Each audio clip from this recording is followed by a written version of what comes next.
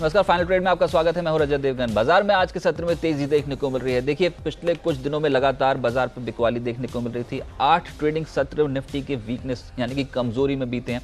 Sensex में 9 trading session से बिकवाली देखने को मिल रही थी, लेकिन आज पलटे तो जोरदार तेजी देखने को मिली और अब 80 अंक ऊपर यानी कि दिन के उच्चतम स्तर के आसपास निफ्टी पे कामकाज हो रहा है। 10,683 मौजूदा स्तर है। ऐसे में रणनीति क्या हो, अलग अलग जानकार हमारे साथ जुड़ेंगे और बाजार में जानने की कोशिश करेंगे कि ये जो एकदम से तेजी आई है इसके पीछे कारण और क्या ये तेजी अभी और बढ़ सकती है कि नहीं। सेंसेक्स 257 अंक और निफ्टी बैंक में जोरदार रफ्तार देखने को मिल रही है। लेकिन फटाफट से 5 बड़ी बातें बाजार की वो आपको बता दूं। अच्छी तेजी पिछले 8 दिनों की करेक्शन के बाद कहीं ना कहीं बाजार पे बन रही है और 10,683 10,684 के आसपास जो कि दिन का उच्चतम स्तर है, इस पे कामकाज होना शुरू हो गया। निफ्टी बैंक में 150 अंकों से ज्यादा का उछाल। अच्छा, निफ्टी बैंक को छोड़िए, आज तो पीएसयू बैंक्स में आज अच्छी खरीदारी देखने को मिल रही थी। वहां पर एक्शन ज्यादा स्ट्रांग है निजी बैंक्स के कंपैरेटिव।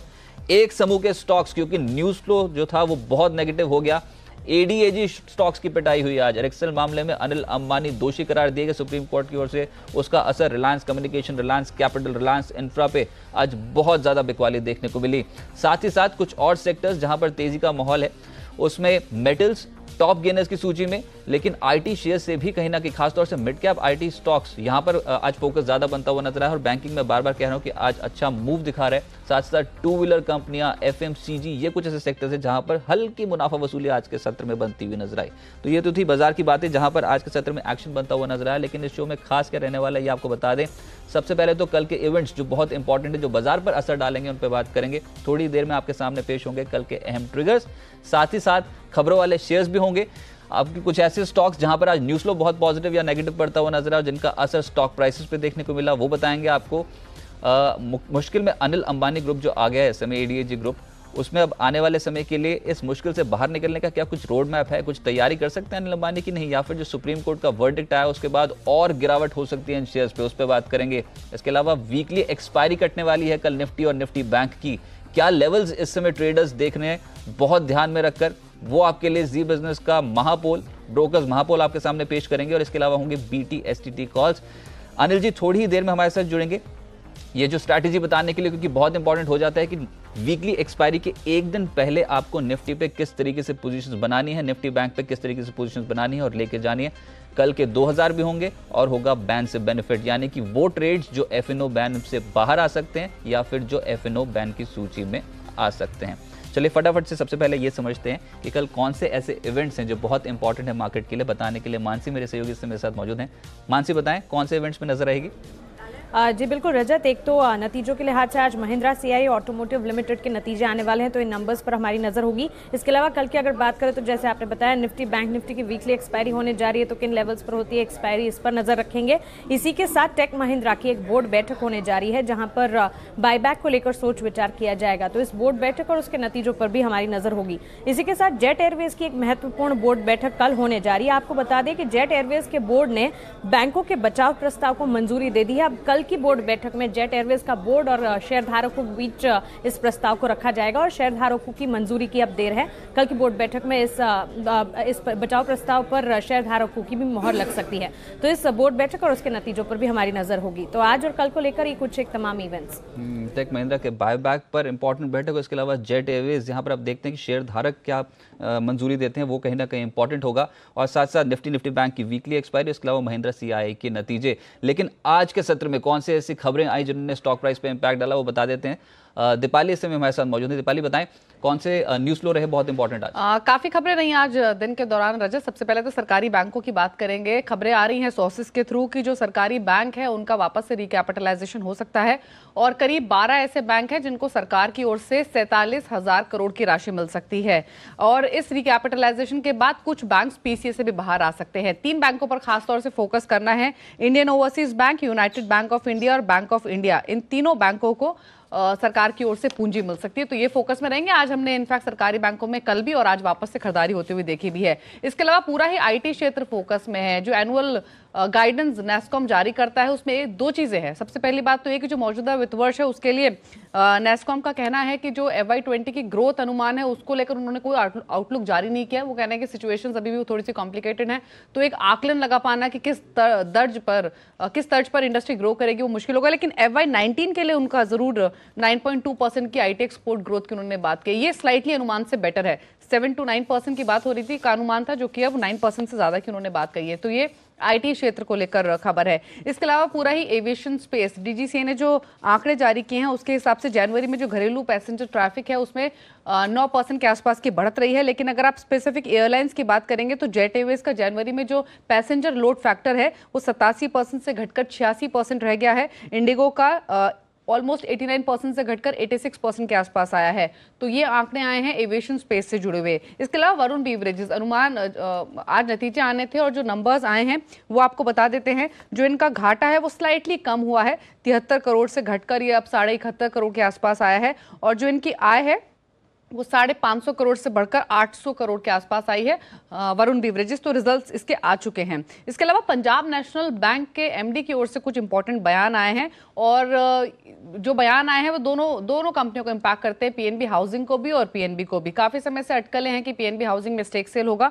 अब उन्होंने ये कहा है कि इस मार्च तक ही हिस्सा बिक्री PNB हाउसिंग में हो सकती है और FY20 में वो PNB मेटलाइफ का IPO भी लेकर आएंगे। तो ये दो इंपॉर्टेंट बयान उनकी ओर से आए हैं। ये भी उन्होंने कहा है कि हिस्सा बिक्री के लिए बोलियां उनको मिली भी हैं। साथ में ल्यूपिन और स्ट्राइड्स फार्मा, ये दो स्टॉक्स हैं जिनकी दवाओं को US FDA से अप्रूवल मिला है। स्ट्राइड्स फार्मा की दवा है इथोक्सिमाइड, इस दवा को अप्रूवल मिला है। और ल्यूपिन की बात करें तो फ्लुक्सेटाइन हाइड्रोक्लोराइड, कॉम्प्लिकेटेड है लेकिन ये दवा का नाम है, इसको भी अप्रूवल US FDA की ओर से आया है। आपने बोल दिया ये बहुत काफ़ी है। इनफैक्ट जिस तरीके से आपने बोला और बिना रुके बोल दिया, ये बहुत बड़ी बात है। बहुत इनफैक्ट ल्यूपिन पे लेकिन उतनी तेजी नहीं बनी जितने जिस हिसाब से आपने प्रोनाउंस किया इस दवा का नाम। 765 के लेवल पे इस समय कामकाज हो रहा है। लेकिन बाजार देखिए आप, आज अच्छी खरीदारी अब मैं कहूंगा क्योंकि दिन के उच्चतम स्तर पे है और ये खरीदारी जो ये बढ़ गई है। पिछले 5-10 मिनट का डेटा देखेंगे तो यहाँ पर बाजार पे और पकड़ मजबूत हुई है और 10,690 यानी कि 10,700 के लेवल पे इस समय कामकाज होना शुरू हो गया, उसके लेवल के बेहद करीब। लेकिन इंपॉर्टेंट ये भी है कि आज थी GST काउंसिल की बैठक। देखिए हम ये एक्सपेक्ट कर रहे थे कि यहाँ पर अंडर कंस्ट्रक्शन प्रॉपर्टी और अफोर्डेबल हाउसिंग सेगमेंट में जो GST दरें हैं उनको घटाया जा सकता है।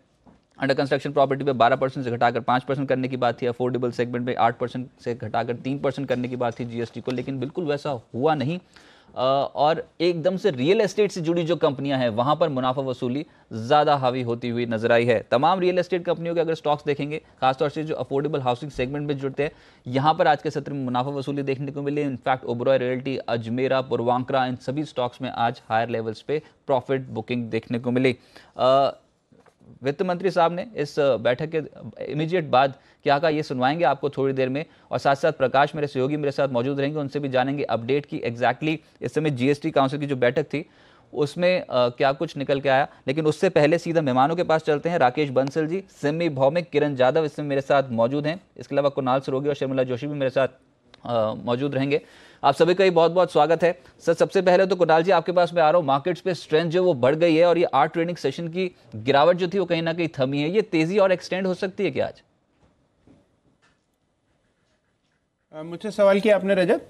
जी कुणाल जी, मार्केट की स्ट्रेंथ और कितनी देखते हैं आप? 10,700 के लेवल तक तो पहुंच गए अभी हम।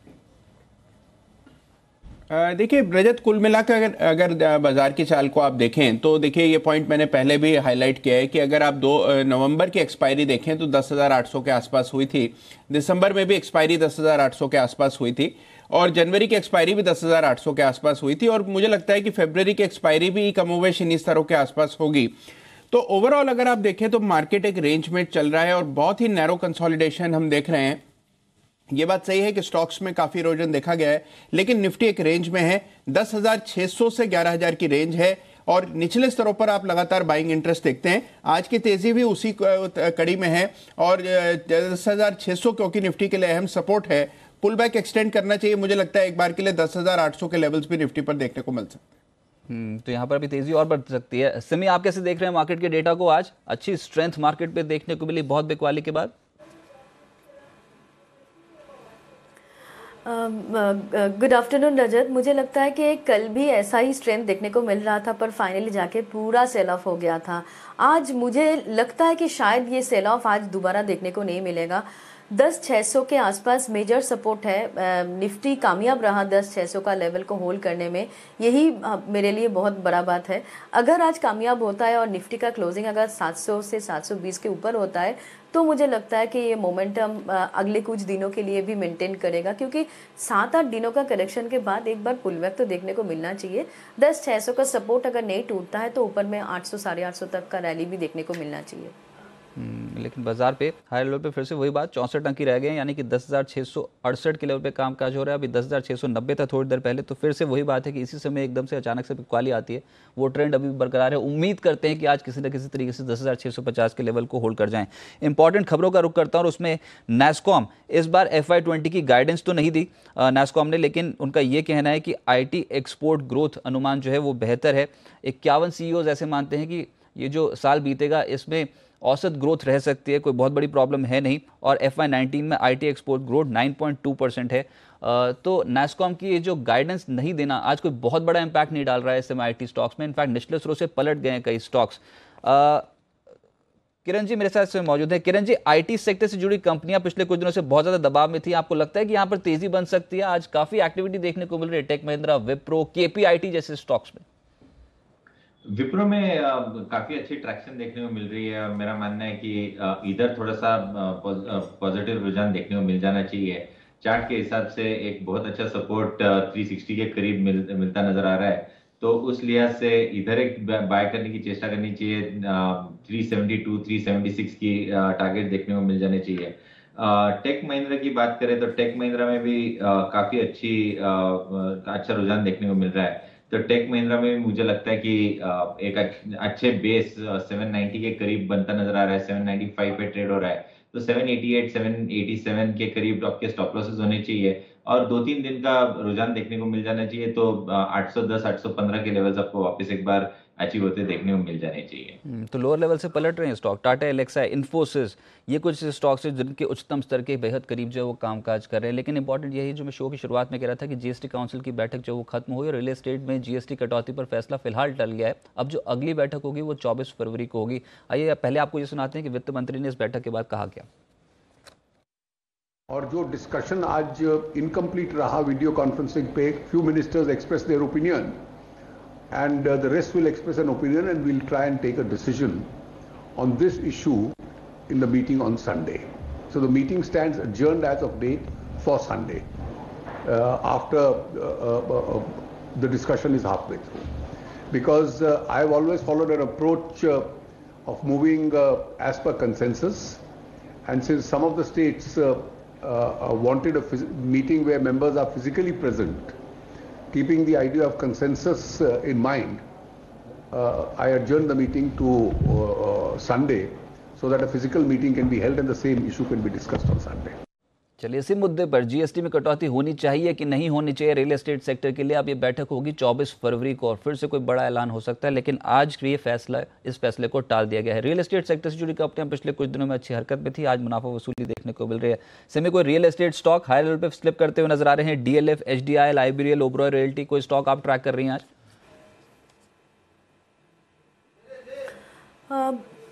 एटलीस्ट चार्ट में रजत सारे चार्ट अभी वीक ही लग रहा है, और जिसमें भी एक दो ट्रेडिंग सेशन का मोमेंटम है वो एकदम शॉर्ट लिव्ड है। मुझे लगता है कि अगर कोई एंट्री ले भी रहे हैं तो स्ट्रिक्ट स्टॉप लॉस के साथ ही काम करना चाहिए। बहुत ज़्यादा कॉन्फिडेंस नहीं है पूरा सेक्टर में मुझे।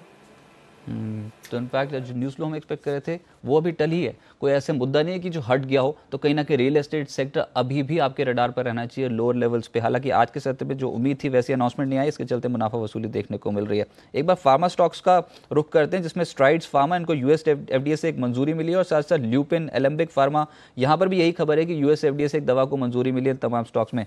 राकेश जी, स्ट्राइड्स फार्मा या फिर ल्यूपिन, किसी का चार्ट स्ट्रक्चर अभी बेहतर लग रहा है आपको?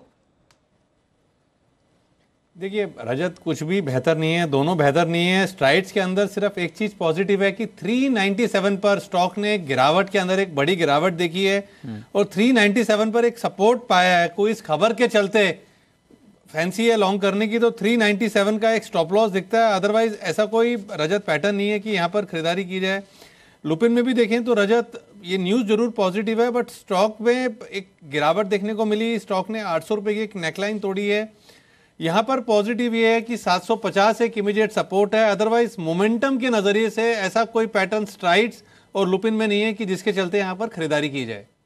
चलिए अभी थोड़ी देर में अनिल जी जुड़ेंगे और आपको बताएंगे निफ्टी और एग्जैक्टली निफ्टी बैंक पे करना क्या है, क्योंकि फिर से अगर 5-10 मिनट का डेटा देखें तो हाई लेवल पे मुनाफा वसूली देखने को मिल रही है। अब 10,650 जो मैं बार बार लेवल कह रहा था कि बहुत इंपॉर्टेंट है मार्केट के लिए, उस लेवल के नीचे आके कामकाज शुरू हो गया है। किरण जी एक बार देख के बताएं सर। अभी थोड़ी देर पहले मैं निफ्टी पे आपसे बात कर रहा था, लेकिन ये जो पिछले 10 मिनट का डेटा बैठा ये फिर से नेगेटिव साइड पे बैठ रहा है। 10,650 के लेवल को भी वॉलेट कर दिया निफ्टी ने। करेक्शन अब कितनी और हो सकती है या फिर जस्ट एक माइनर प्रॉफिट बुकिंग है आज के दिन के लिए? नहीं, ये माइनर प्रॉफिट बुकिंग हो सकती है, पर ये लीड कर सकती है एक बड़े प्रॉफिट बुकिंग की ओर। आज की पूरी तेजी खाली है और आज के निचले दिन के निचले स्तरों पे ट्रेड कर रहा है। और अगर आप स्टॉक स्पेसिफिक बात करें तो आईसीआईसीआई बैंक, एक्सिस बैंक, इन सब में आपको प्रॉफिट बुकिंग देखने को मिल रही है, सेलिंग देखने को मिल रही है। तो कुल मिला के एक थोड़ा सा वीक चार्ट स्ट्रक्चर बनता नजर आ रहा है। और मेरा मानना है कि वापस एक बार जब तक 10,690 क्रॉस नहीं करता तब तक प्रोबेबिलिटी है कि वापस एक बार 10,610 के करीब आपको जाते हुए हम देखेंगे निफ्टी को। अच्छा, तो ये आपने आईसीआईसीआई बैंक का जिक्र किया, ये एक बार चार्ट लगाइए आईसीआईसीआई बैंक का। यहाँ पर भी दिन के निचले स्तर के आसपास ही ट्रेड होना शुरू हो गया। हाँ, एग्रेसिव सेलिंग तो नहीं, फिर भी दिन के निचले स्तर के कल की क्लोजिंग के हिसाब से थोड़ा सा नीचे आया, लेकिन हायर लेवल से प्रॉफिट बुकिंग हो चुकी है। किरण जी, लेवल्स बताइए सर आईसीआईसीआई बैंक के, यहाँ से और कितना टूट सकता है? 342 343 के लेवल पर ट्रेड हो रहा है। आईसीआईसीआई बैंक में 342 का लेवल टूटते ही मुझे लगता है कि 338 337 के लेवल देखने को मिल सकते हैं। 342 के जब तक ऊपर है तब तक थोड़ा सा तो होप है, क्योंकि कल का भी लो है, आज का भी लो वही है। तो 342 की राह देखनी चाहिए बिकवाली करने के लिए, नहीं तो मेरा मानना है कि अवॉइड लिस्ट में रहेगा। पर 342 अगर निकल जाता है तो 338 के लेवल जरूर देखने को मिल जाने चाहिए। एक और कंपनी है वो है हीरो मोटोकॉर्प। एक बार इसका चार्ट देख के बताएं, दिन के निचले स्तर के आसपास है। राकेश जी, हीरो मोटोकॉर्प कैसा लग रहा है? लगभग 1% के आसपास करेक्ट हो चुका है और बाजार में बिकवाली में ये भी आज पार्टिसिपेट कर रहा है 26-13 के लेवल पे। क्या किया जाए स्टॉक पे? देखिए रजत, यहाँ पर कंप्लीट डिस्टॉर्शन है पैटर्न्स का। किसी भी रैली में हीरो मोटोकॉर्प पार्टिसिपेट नहीं कर रहा है, इनफैक्ट मार्केट को, निफ्टी को अंडर परफॉर्म कर रहा है। और यहाँ पर एक इमीडिएट सपोर्ट 2590 के स्तरों पर आता है। तो अगर किसी ने लॉन्ग कर रखा है तो 2590 का एक स्टॉप लॉस लगाना चाहिए क्लोजिंग बेसिस का। अगर 2590 के लेवल टूटते हैं तब यहाँ एक बड़ी गिरावट देखने को मिल सकती है। एक बार एविएशन स्टॉक्स दिखाइए, खासतौर से इंडिगो, क्योंकि जो डेटा है जनवरी में घरेलू पैसेंजर ट्रैफिक का, उसमें 9.1% की बढ़ोतरी देखने को मिली है। हालांकि पीएलएफ पैसेंजर लोड फैक्टर जो है वो इंडिगो का घटा है, लेकिन फिर भी निचले स्तरों से पलटा ये स्टॉक। 1126 के लेवल पे इस समय कामकाज हो रहा है, लोअर लेवल से खरीदारी है। और जेट एयरवेज इसलिए नहीं खरीदारी हो रही क्योंकि कल है अहम बैठक जिसमें शेयर धारकों का अप्रूवल ले रही है जेट एयरवेज। जिस तरीके की रिस्ट्रक्चरिंग प्लान है इनके, उसके ऊपर ही अप्रूवल लिया जाएगा। राकेश जी, एक बार देख के बताएं, इंडिगो और साथ साथ जेट एयरवेज दोनों के चार्ट स्ट्रक्चर अभी क्या बता रहे हैं?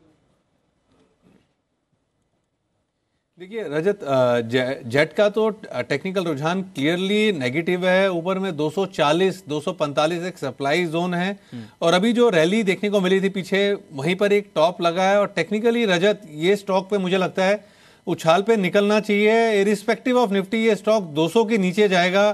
क्लियरली पैटर्न्स डिस्टॉर्टेड हैं। दूसरी तरफ इंडिगो की बात करें तो रजत, इसने पीछे एक स्ट्रेंथ दिखाई थी, कुछ दिनों से यहाँ पर सेलिंग देखने को मिल रही थी, बट आज इस स्टॉक ने एक उछाल दिखाया है और नीचे में एक सपोर्ट निकल के सामने आया है 1090 के स्तरों पर। किसी ने ले रखा है तो 1090 का एक स्टॉप लॉस लगाना चाहिए। टेक्निकली ऊपर में नेक्स्ट रेजिस्टेंस 1165 के अराउंड आता है।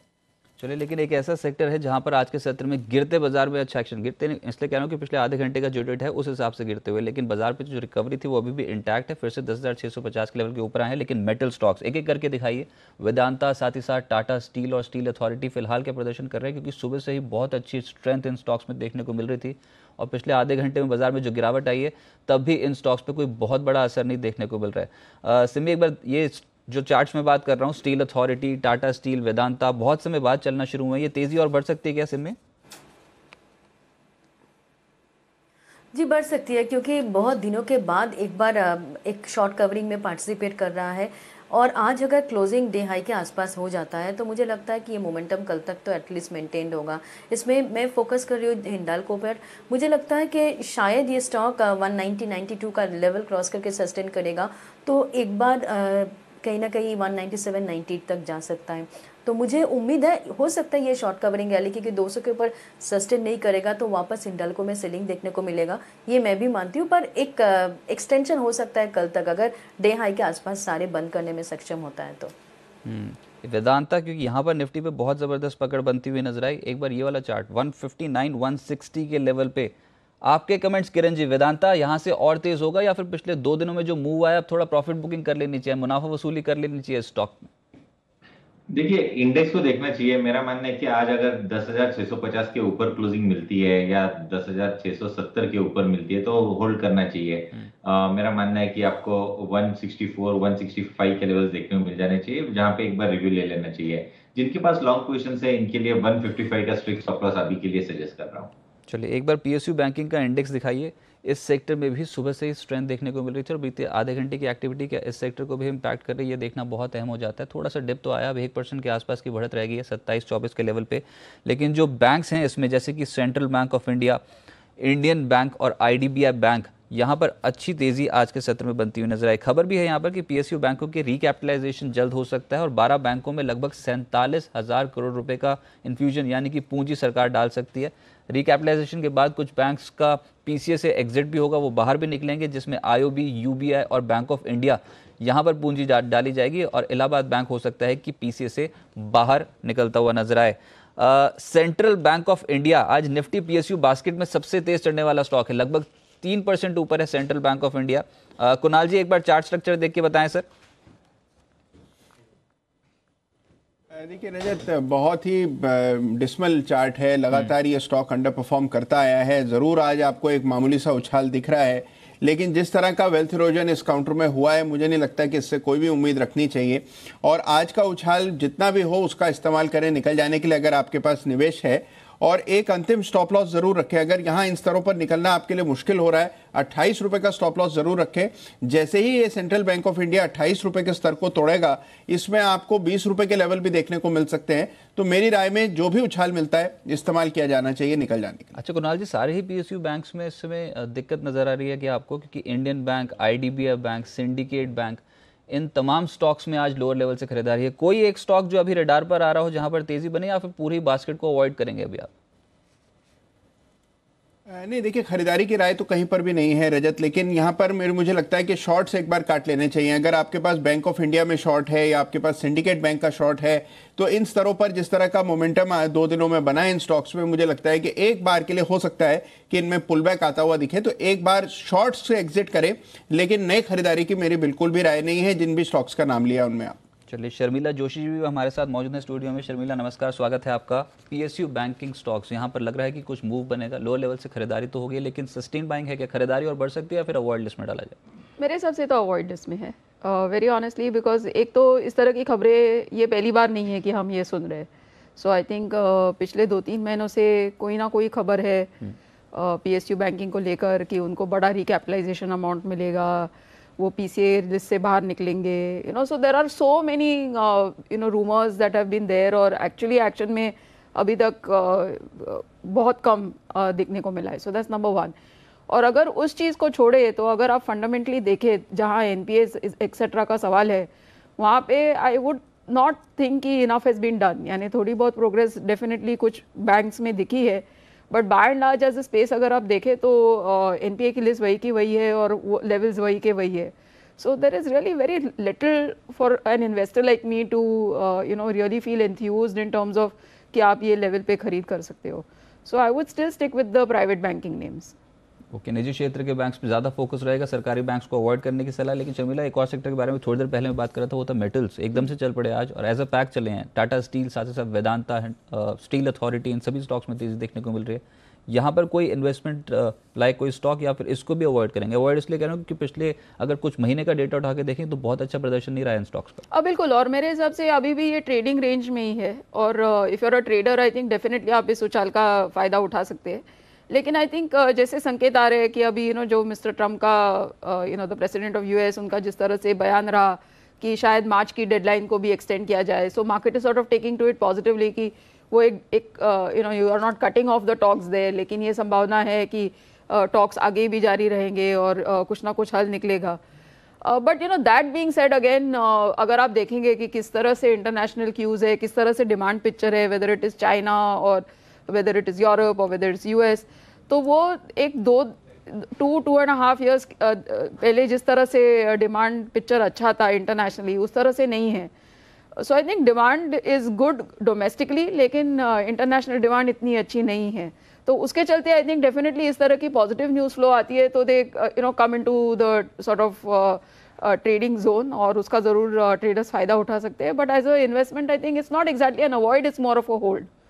ओके, तो होल्ड कर सकते हैं, लेकिन यहाँ पर इन्वेस्टमेंट मौजूदा स्तरों पे करने की कोई बहुत ज़्यादा एग्रेसिव ज़रूरत है नहीं. लेकिन एक स्टॉक मिंडा इंडस्ट्रीज, मुझे याद है मे बैंक की रिपोर्ट आई थी और बाजार शुरू होने से पहले हमने आपको बताया था कि मिंडा इंडस्ट्रीज के स्टॉक पे नजर रखें. यहाँ पर मे बैंक बोल रहा है कि 350 तक के लक्ष्य, लेकिन ब्रोकिंग हाउसेस का औसत लक्ष्य 399 के आसपास का है. लेकिन ये पोजिशनल बात हुई. मिंडा इंडस्ट्रीज आज जबरदस्त तरीके से चल रहा है, 14% के आसपास की तेजी है. किरण जी, एक बार तकनीकी तौर पर बताएं सर, ये स्टॉक लग कैसा रहा है आज ऐसे मार्केट में जहां एक रेंज बाउंड मार्केट देखने को मिल रही है? 14% के रिटर्न एक सिंगल ट्रेडिंग सेशन में. ये बहुत ही स्ट्रांग अप मूव आज देखने को मिला है. ऐसे ही अप मूव करीबन अक्टूबर नवंबर महीने में देखने को मिला था. उसके बाद मेरा मानना है कि जिस तरीके से आज वॉल्यूम्स और ये सब है, थोड़ी सी डिलीवरी मार्किंग देखनी पड़ेगी. पर मेरा मानना है कि ये 350 355 की तैयारी हो रही है, और जो नेक्स्ट स्विंग टॉप था करीबन 370 के करीब, वो फाइनल एक इम्पोर्टेंट रेजिस्टेंस रहेगा. तो हमें देखना है कि करंट लेवल से वो लेवल्स कैसे निगोशिएट करता है. अभी के लिए जिनके पास लॉन्ग पोजीशन है 310 का स्टॉप लॉस सजेस्ट करूंगा. ओके, एक और स्टॉक है, वो है पीटीसी. 80 के आसपास ट्रेड हो रहा है पीटीसी. सिमी, एक बार देख के बताएं ये तकनीकी तौर पे कैसा लग रहा है? आज मूव बहुत स्ट्रांग है, 79 to 80 की रेंज इसमें आज के सत्र में छू ली है. 80% के 8% के आसपास की तेजी है पीटीसी इंडिया में. थोड़ा बहुत रिकवरी का सिग्नल तो है रजत. मुझे लगता है कि अगर डे हाई के ऊपर क्लोज होता है तो एटलीस्ट लास्ट 7-8 ट्रेडिंग सेशन से जो भी चार्ट बना है उसमें लग रहा है कि इसका एक बॉटम बन रहा है. 79 के ऊपर का क्लोजिंग काफ़ी अच्छा संकेत लेके आएगा. नेक्स्ट टारगेट 81 की ओर ये स्टॉक जा सकता है. एक शॉर्ट टर्म बॉटम शायद चार्ट में बन रहा है, ऐसा लगता है. जो भी पोजीशन लिए हैं मुझे लगता है कि होल्ड करना चाहिए. लेकिन राकेश जी, कुणाल जी, एक शिकायत है मेरे को. अभी अनिल जी थोड़ी देर में जुड़ जाएंगे हमारे साथ, लेकिन आपकी कोई भी BTSTT कॉज नहीं आ रही, ना ही कोई जुगलबंदी शेयर या फिर चार्ट कॉर्नर कोई भी अभी तक आपने नहीं दिया. मार्केट का मूड क्या बहुत खराब है क्या, या फिर आप कोई कॉल अभी देना नहीं चाहते? अनिल जी के आने पे देंगे. नहीं रजत, ऐसा नहीं है. देखिए, अभी जिस तरह मार्केट की वॉलेटिलिटी आजकल देखते हैं सेकेंड हाफ में, तो थोड़ा सा सावधानी से चल रहे हैं. और हम निवेशकों को भी ये सलाह दे रहे हैं कि जिस तरह का मार्केट में चॉपीनेस है, थोड़ा सावधान होकर, जब तक आप पूरे पक्के ना हो ट्रेड ना करें. और यही हमारी हमेशा रणनीति रहती है. तो खोज जारी है रजत. सर, पर फटाफट से ढूंढिएगा. हमारे जो प्रोड्यूसर है ना, वो इस समय थोड़ा कम काम कर रहे हैं, तो हम चाहते हैं कि उनको कुछ काम करने का मौका मिले. वो एटलीस्ट आपके टारगेट्स और स्टॉप लॉस जरूर डालेंगे, लेकिन उम्मीद है कि आप जल्दी कोई ना कोई ट्रेड आइडेंटिफाई करके देंगे. इसी बीच एक VIP इंडस्ट्रीज आज, इसमें भी अच्छी तेजी देखने को मिल रही है. 4.5% के आसपास का मूव है. सिमी, एक बार देख के बताएं, VIP इंडस्ट्रीज मौजूदा स्तरों पर खरीदना चाहिए या फिर इसको अवॉइड लिस्ट में डालेंगे आप?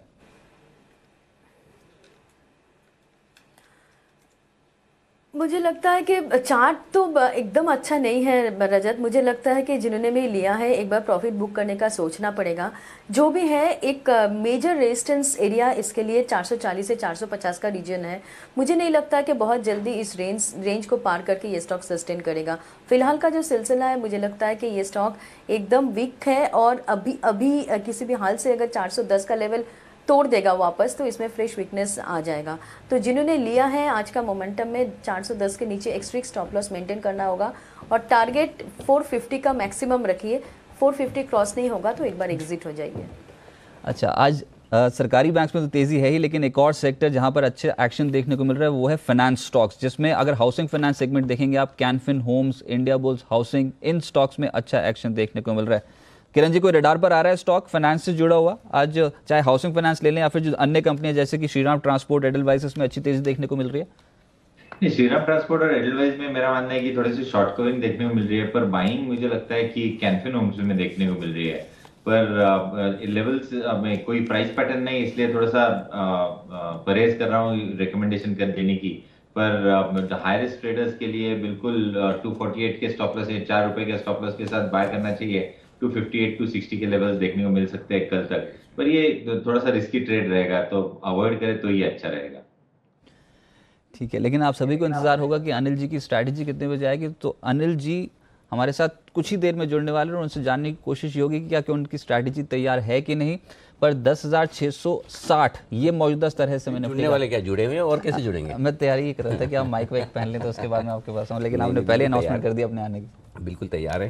अच्छा, स्ट्रैटेजी अभी लेनी है क्या? स्ट्रेटजी भी तैयार है लेकिन अभी नहीं, वो कल वाली गलती फिर नहीं दोहराऊंगा। कल 2:30 बजे, बीच में 2 दिन हम 2:45 बजे दे रहे थे, वो सही था। अभी आज 2:30 बजे नहीं है, 2:45 बजे। पर जो कल की करेक्शन होनी थी ना, जो 2:30 बजे के बाद देखने को मिली थी, वो हो गई। अभी पिछले 15 मिनट का डेटा देखें तो हायर लेवल से थोड़ी सी मुनाफा वसूली होती हुई नजर आई है। नहीं, मैं थोड़ा बेटर सेफ देन सॉरी।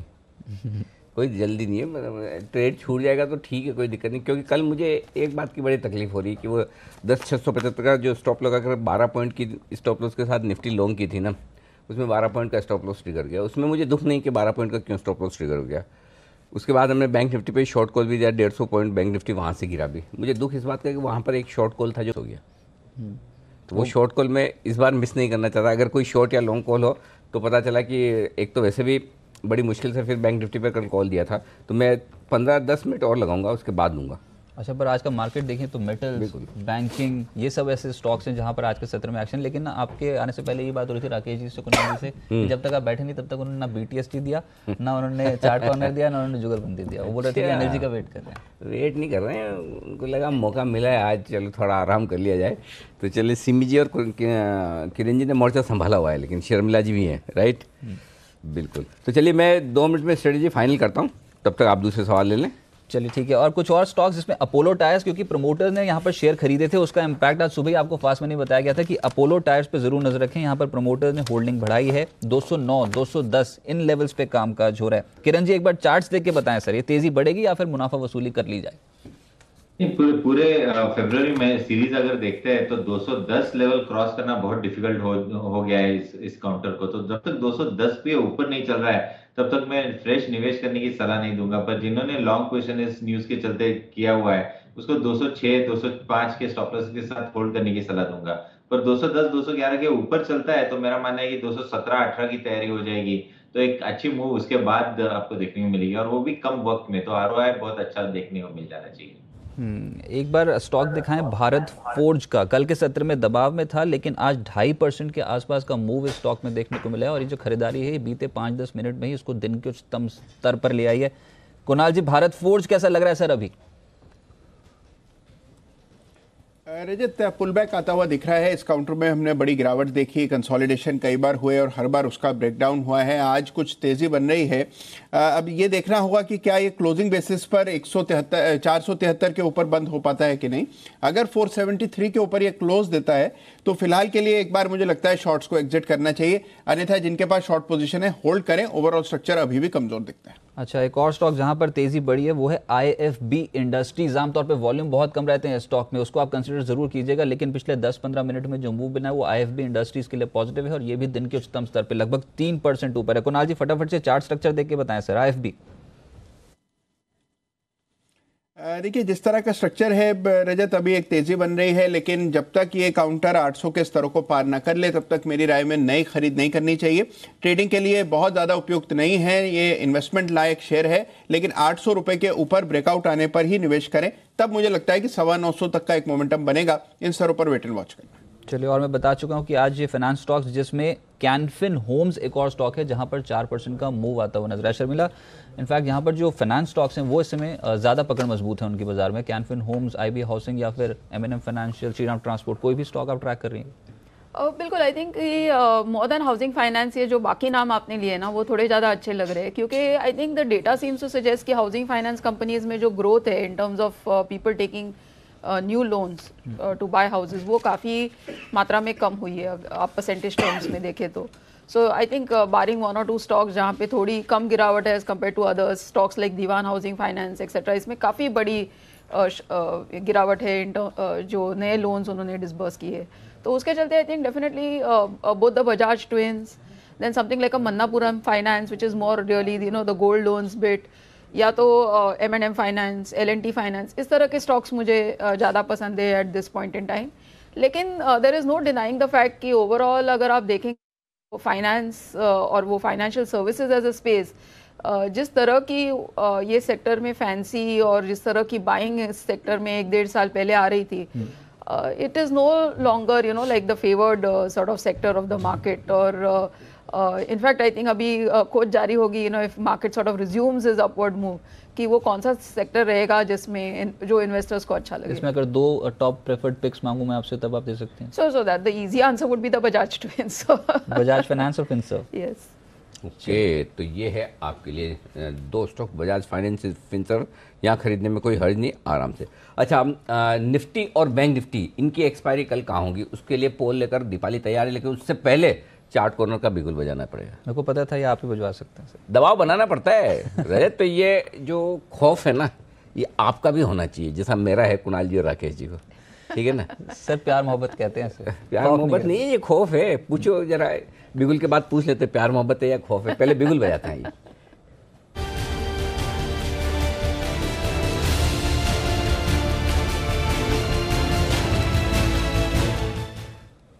अच्छा, स्टॉक बाद में बताइएगा, पहले बता दीजिए कि ये प्यार मोहब्बत है या खौफ है?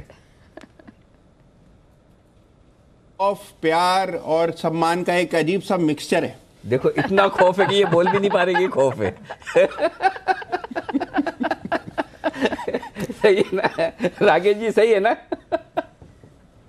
नहीं, देखिए अनिल जी, बड़ा फर्क है। देखिए आज सुबह सुबह अनिल जी, देखिए मैं ना शाम को 7:30-8 बजे के बाद कंप्यूटर नहीं खोलता हूँ, कोई दाम नहीं देखता हूँ। और सुबह जब मैं लैपटॉप ऑन करा था, मैं स्टूडियो में आया था, मैं डाटा अपडेट कर रहा था कि गोल्ड का कल का हाई क्या है, और आपने एकदम मेरे को एग्जैक्ट अपडेट दिया। आप ना सिर्फ इक्विटी, कमोडिटी, जो भी डिस्कशन हो रहा होता है, आप सब कुछ देखते हो। और रजत दूसरी तरफ है, वो अपना शो छोड़ के दूसरे का शो भी नहीं देखता है। तो अनिल जी, फर्क है। और बिल्कुल अनिल जी, प्यार, खौफ सब मिक्सचर है। हुआ था मेरे को। बस एक ही तो ये है ना, आदमी ना 10 बार, 25 बार, 50 बार गाड़ी ड्राइव करता है फोन पे बात करते हुए, हर बार थोड़ी गाड़ी ठुकती है। वो तो एक ही बार होता है एक्सीडेंट। तो इक्विटास को तो मैं भूलने नहीं वाला। हाँ, अब तो भूल ही नहीं सकता। ये तो हमारा तरीका है याद करवाने का। चलिए आइए, जिसके लिए बिगुल बजाया वो काम कर लेते हैं। बताइए अपना स्टॉक। अनिल जी, स्टॉक है अदानी पोर्ट्स, और इसने अनिल जी एक लेवल तोड़ा है। परसों के हाइस के ऊपर अनिल जी निकला है। कल इसके अंदर थोड़ी बहुत शॉर्टिंग देखने को मिली थी, और यहाँ पर एक short covering plus fresh long, short term momentum के नजरिए से एकदम परफेक्ट काउंटर है। और यहाँ पर लगता है कि एक अच्छा खासा मोमेंटम देखने को मिलेगा। यहाँ पर शॉर्ट टर्म के नजरिए से खरीदारी की राय है। ओवर टू कुणाल जी। देखिए, इंट्राडे चार्ट्स पर एक फ्रेश ब्रेकआउट आता हुआ नजर आ रहा है। 352 रुपए के ऊपर ये ब्रेकआउट आया है, और मुझे लगता है कि जिस तरह का स्ट्रक्चर है, यहाँ पर आपको बहुत आसानी से 365, 370 के भाव देखने को मिलेंगे। तो इन स्तरों पर अडानी पोर्ट को बाय करना है। 348 रुपए पर स्टॉप लॉस रखना है। पहला टारगेट 362 रुपए का, और दूसरा 367 रुपीज का टारगेट होगा। सभी लेवल्स फ्यूचर्स के हैं। और एक चीज और अनिल जी, मैंने आज सवेरे रिलायंस कैपिटल में बिकवाली की राय दी थी, तो खबर के चलते उसमें सारे लक्ष्य हासिल हो गए, तो वो मैं आपकी जानकारी वो तो मैं तभी आपको याद ही कर रहा था जब ये खबर आई, और जब बड़ी तेज बिकवाली हुई, तो मैं यही सोचा था। मैंने कहा कुणाल जी का तो काम हो गया एकदम, आज सारे के सारे टारगेट हासिल। चलिए बढ़िया, target hit Reliance capital. Adani port में खरीदारी कीजिए। 355 के आसपास फ्यूचर चल रहा है, ले सकते हैं हम। 362 और 367, 362, 367, ये 2 टारगेट है, और 348 का स्टॉप लॉस लगा लिया जाए, ये ठीक रहेगा। आइए, मेरा काम आसान कर लूँ थोड़ा, जो मुझे निफ्टी और बैंक निफ्टी का विश्लेषण करना है वो कर लूँ, और काम आसान करने के लिए दीपाली मेरे साथ है, क्योंकि दीपाली ने पोल करवा लिया, तो थोड़ा सा मैं भी पोल से प्रभावित हो जाऊंगा। अभी अगर मार्केट अपनी कंबाइंड विजडम में ये सोच रहा है कि एक्सपायरी कहाँ होनी चाहिए, तो फिर मैं भी डेटा को उस हिसाब से एनालिसिस करूंगा। ये ठीक है ना? और इनफैक्ट आज दोपहर से ये बहुत कोशिश कर रही थी कि अलग अलग जानकारों से पूछ रही थी कि एग्जैक्टली एक्सपायरी के लेवल्स क्या हो सकते हैं। तो पहला पोल जो दीपाली ने किया, ये आपके सामने वो पेश। अरे अच्छा, पोल भी दीपाली नहीं किया है, क्या बात है, वंडरफुल। दीपाली बताइए, पहले निफ्टी बताएंगे या बैंक निफ्टी? पहले निफ्टी की बात करेंगे, क्योंकि निफ्टी के वीकली ऑप्शंस की ये दूसरी एक्सपायरी है, और 8 दिनों की लगातार गिरावट के बाद आज जो खरीदारी दिख रही है या फिर जो रिकवरी बन रही है उस पर ब्रोकर्स काफी भरोसा कर रहे हैं, क्योंकि अगर व्यू आपके सामने रखेंगे ब्रोकर्स का तो ज्यादातर ब्रोकर्स ये मान के चल रहे हैं 200 अंकों की एक ब्रॉडर रेंज निकल कर आ रही है, लेकिन ज्यादातर ब्रोकर्स मान के चल रहे हैं कि 10,700 से 10,800 के बीच में निफ्टी के वीकली ऑप्शंस की एक्सपायरी हो सकती है, यानी इन स्तरों से भी बाजार ऊपर और जा सकता है, इसकी वो उम्मीद लगा रहे हैं। 35% ब्रोकर ऐसे जो मानते हैं 10,600 से 10,700 के बीच में एक्सपायरी हो सकती है। तो 200 अंकों की एक ब्रॉडर रेंज है और इन्हीं 200 अंकों की रेंज में हमने देखा है कि पिछले 1-1.5 हफ्ते से निफ्टी ने ट्रेड किया भी है। 15% ब्रोकर्स हालांकि ऐसा भी सोच रहे हैं कि बाजार जो मजबूती दिखा रहा है उस पर टिकेगा नहीं और वापस से बिकवाली हावी होगी।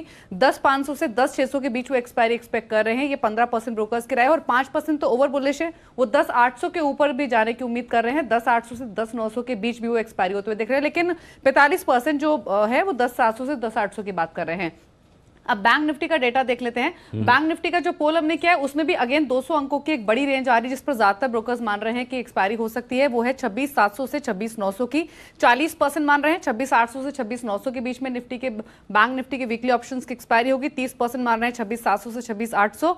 25% ऐसे हैं जो ये सोच रहे हैं कि 26,900 के ऊपर भी जा सकता है, 27,000 तक इस बीच में एक्सपायरी आ सकती है। और 5% की राय तो 26,600 से 26,700 के बीच में है। इंटरेस्टिंग बात यह है निफ्टी और बैंक निफ्टी दोनों के पोल में कि निफ्टी में 10,700, 10,800, 10,900 तक की भी एक्सपेक्टेशंस ब्रोकर्स कर रहे हैं, लेकिन बैंक निफ्टी में 27,000 के ऊपर की एक्सपायरी वो नहीं देख रहे हैं। उनको लग रहा है कि 27,000 पार नहीं करेगा बैंक निफ्टी। अच्छा, तो मतलब निफ्टी में अभी भी उम्मीदें बरकरार है थोड़ी ऊपर, बैंक निफ्टी के मुकाबले ज्यादा उम्मीदें हैं।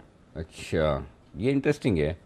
कहीं ऐसा तो नहीं दीपाली, इसका मतलब ये है कि बहुत लोग ऊपर के फंसे हुए हैं कि भाई किसी के पास 10,800 की निफ्टी पड़ी है, किसी के पास 10,900 की पड़ी है, तो वो सोचो कि मेरा भाव आ जाए तो ठीक।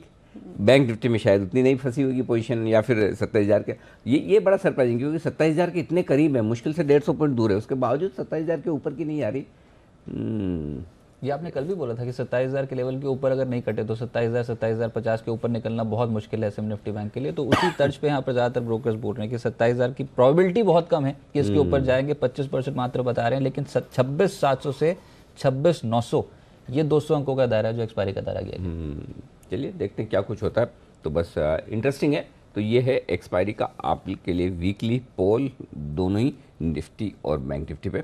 और थोड़ी देर में नितिन जी भी जुड़ेंगे हमारे साथ, उनके भी ऑप्शंस की स्ट्रेटेजी होंगी, वो भी बताएंगे, तो उनसे भी जानेंगे क्या कुछ करना है। लेकिन एकदम टाइट रेंज में, सुबह से 50 पॉइंट इधर बाहर ही नहीं निकल रहा। बिल्कुल, बहुत ही टाइट रेंज में कामकाज हो रहा है, लेकिन बहुत ही 45 मिनट में कुछ तूफानी हो जाए, वो तो आपकी स्ट्रैटेजी होगा, तो उसके बाद ही तूफानी हो सकता है। आज तो स्ट्रैटेजी बहुत क्लोजली ट्रैक होगी क्योंकि कल है वीकली एक्सपायरी, उससे पहले आपने नहीं तो बस 3:45 पे ही दूंगा, 3:45 से पहले नहीं दूंगा, 3 मिनट और बाकी है अभी। चलिए, और जैसे मैंने इसके बाद बताया कि आज एक और सेक्टर है, ऑयल एंड गैस अपनी जगह ठीक है, बैंकिंग ठीक है, लेकिन ऑयल एंड गैस स्पेस में आज अच्छी तेजी देखने को मिली मेटल्स के बाद, जिसमें गेल और ONGC यहां पर आज के सत्र में एक्शन स्ट्रांग है। सिमी, एक बार गेल का चार्ट स्ट्रक्चर देख के बताएं। 2% के आसपास की तेजी के साथ आज भी कामकाज हो रहा है, ये स्टॉक कैसा लग रहा है अभी? ONGC दिन के उच्चतम स्तर पे। रजत, गेल थोड़ा बहुत रिकवरी चार्ट पर देखने को मिल रहा है। मुझे लगता है कि ये थोड़ा बहुत और आगे निकल सकता है। 340, 342 तक का मूवमेंट इसमें पॉसिबल है। अगर उस रेंज को पार करने में सक्षम होता है तो फ्रेश मोमेंटम देखने को मिलेगा। जिन्होंने खरीदा है उनके लिए मैं 320 का स्टॉप लॉस देती हूँ। मुझे लगता है कि 320 का स्टॉप लॉस के साथ बने रहिए और 340 से 42 का टारगेट एक्सपेक्ट कर सकते हैं। लेकिन ऑटो परफॉर्म नहीं कर रहा है आज। बजाज ऑटो, हीरो मोटोकॉर्प यहाँ पर इक्वाली है, और हीरो मोटोकॉर्प में पहले भी डिस्कस कर चुका हूँ इस शो में, 1% के आसपास अब टूट चुके हैं और दिन के निचले स्तर पर यहाँ पर कामकाज होना शुरू हो गया है। शमीला, एक बार टू व्हीलर स्टॉक्स पे स्पेशली यहाँ पर हीरो मोटोकॉर्प और बजाज ऑटो, इन पे क्या करना चाहिए? बजाज ऑटो मुझे काफ़ी पसंद है। आई थिंक इन लेवल्स पे बजाज ऑटो को देखा जा सकता है, बिकॉज आई थिंक ओवरऑल उनकी एक जो डिफरेंशिएटेड स्ट्रैटेजी है वो अब उनके काम आ रही है। बिकॉज अर्लियर व्हेन ये बात थी कि वो एक्सपोर्ट करते और एक्सपोर्ट मार्केट में जा रहे थे, तो the different geographies that they were exporting to, उनमें कोई ना कोई प्रॉब्लम चालू था और उनको वहाँ पे सिग्निफिकेंट नंबर्स मिलने में काफ़ी टाइम गया। But now, the way data is, it seems to suggest that in very many countries, काफ़ी significant market share Bajaj auto का है। So in a scenario जहाँ पे domestic पिकअप नहीं है इतना और डिमांड कम होते हुए दिखा है, वहाँ पे this will definitely help them get better numbers than the peer set. और ये बहुत कंपेटिटिव सेगमेंट है इन द डोमेस्टिक कॉन्टेक्स्ट। अगर आप देखेंगे तो अगर आपकी नई लॉन्च है तो आपको उसका फ़ायदा होता है, अगर आपकी नई लॉन्च नहीं है तो it immediately shows on your number. So I think everything, the way they have differentiated their product profile, जिस तरह से उनका export market उन्होंने बढ़ाया है, from all angles I like Bajaj Auto out of between the two. चलिए, लेकिन अब वक्त हो चला है कि अनिल जी की स्ट्रैटेजी जान लें और बताएंगे वो कि निफ्टी पे एग्जैक्टली पोजीशंस कैसे बनानी चाहिए। तो अनिल जी, आपकी स्ट्रैटेजी लेने से पहले एक बार इंटरनेशनल डेटा देखना भी बहुत ज़्यादा इंपॉर्टेंट है। पहले बिगुल के बाद। चलिए, पहले बिगुल बजाइए और देखते हैं फिर निफ्टी और निफ्टी बैंक की स्ट्रैटेजी, ताकि बिगुल से मैं भी थोड़ा चार्जअप हो जाऊँ, वार्म अप हो जाऊँ। अब वैसे ही बड़े चार्जअप रहते हैं फिर भी चलिए, एक एक्स्ट्रा डोज उसके लिए एक बिगुल बजाना जरूरी है।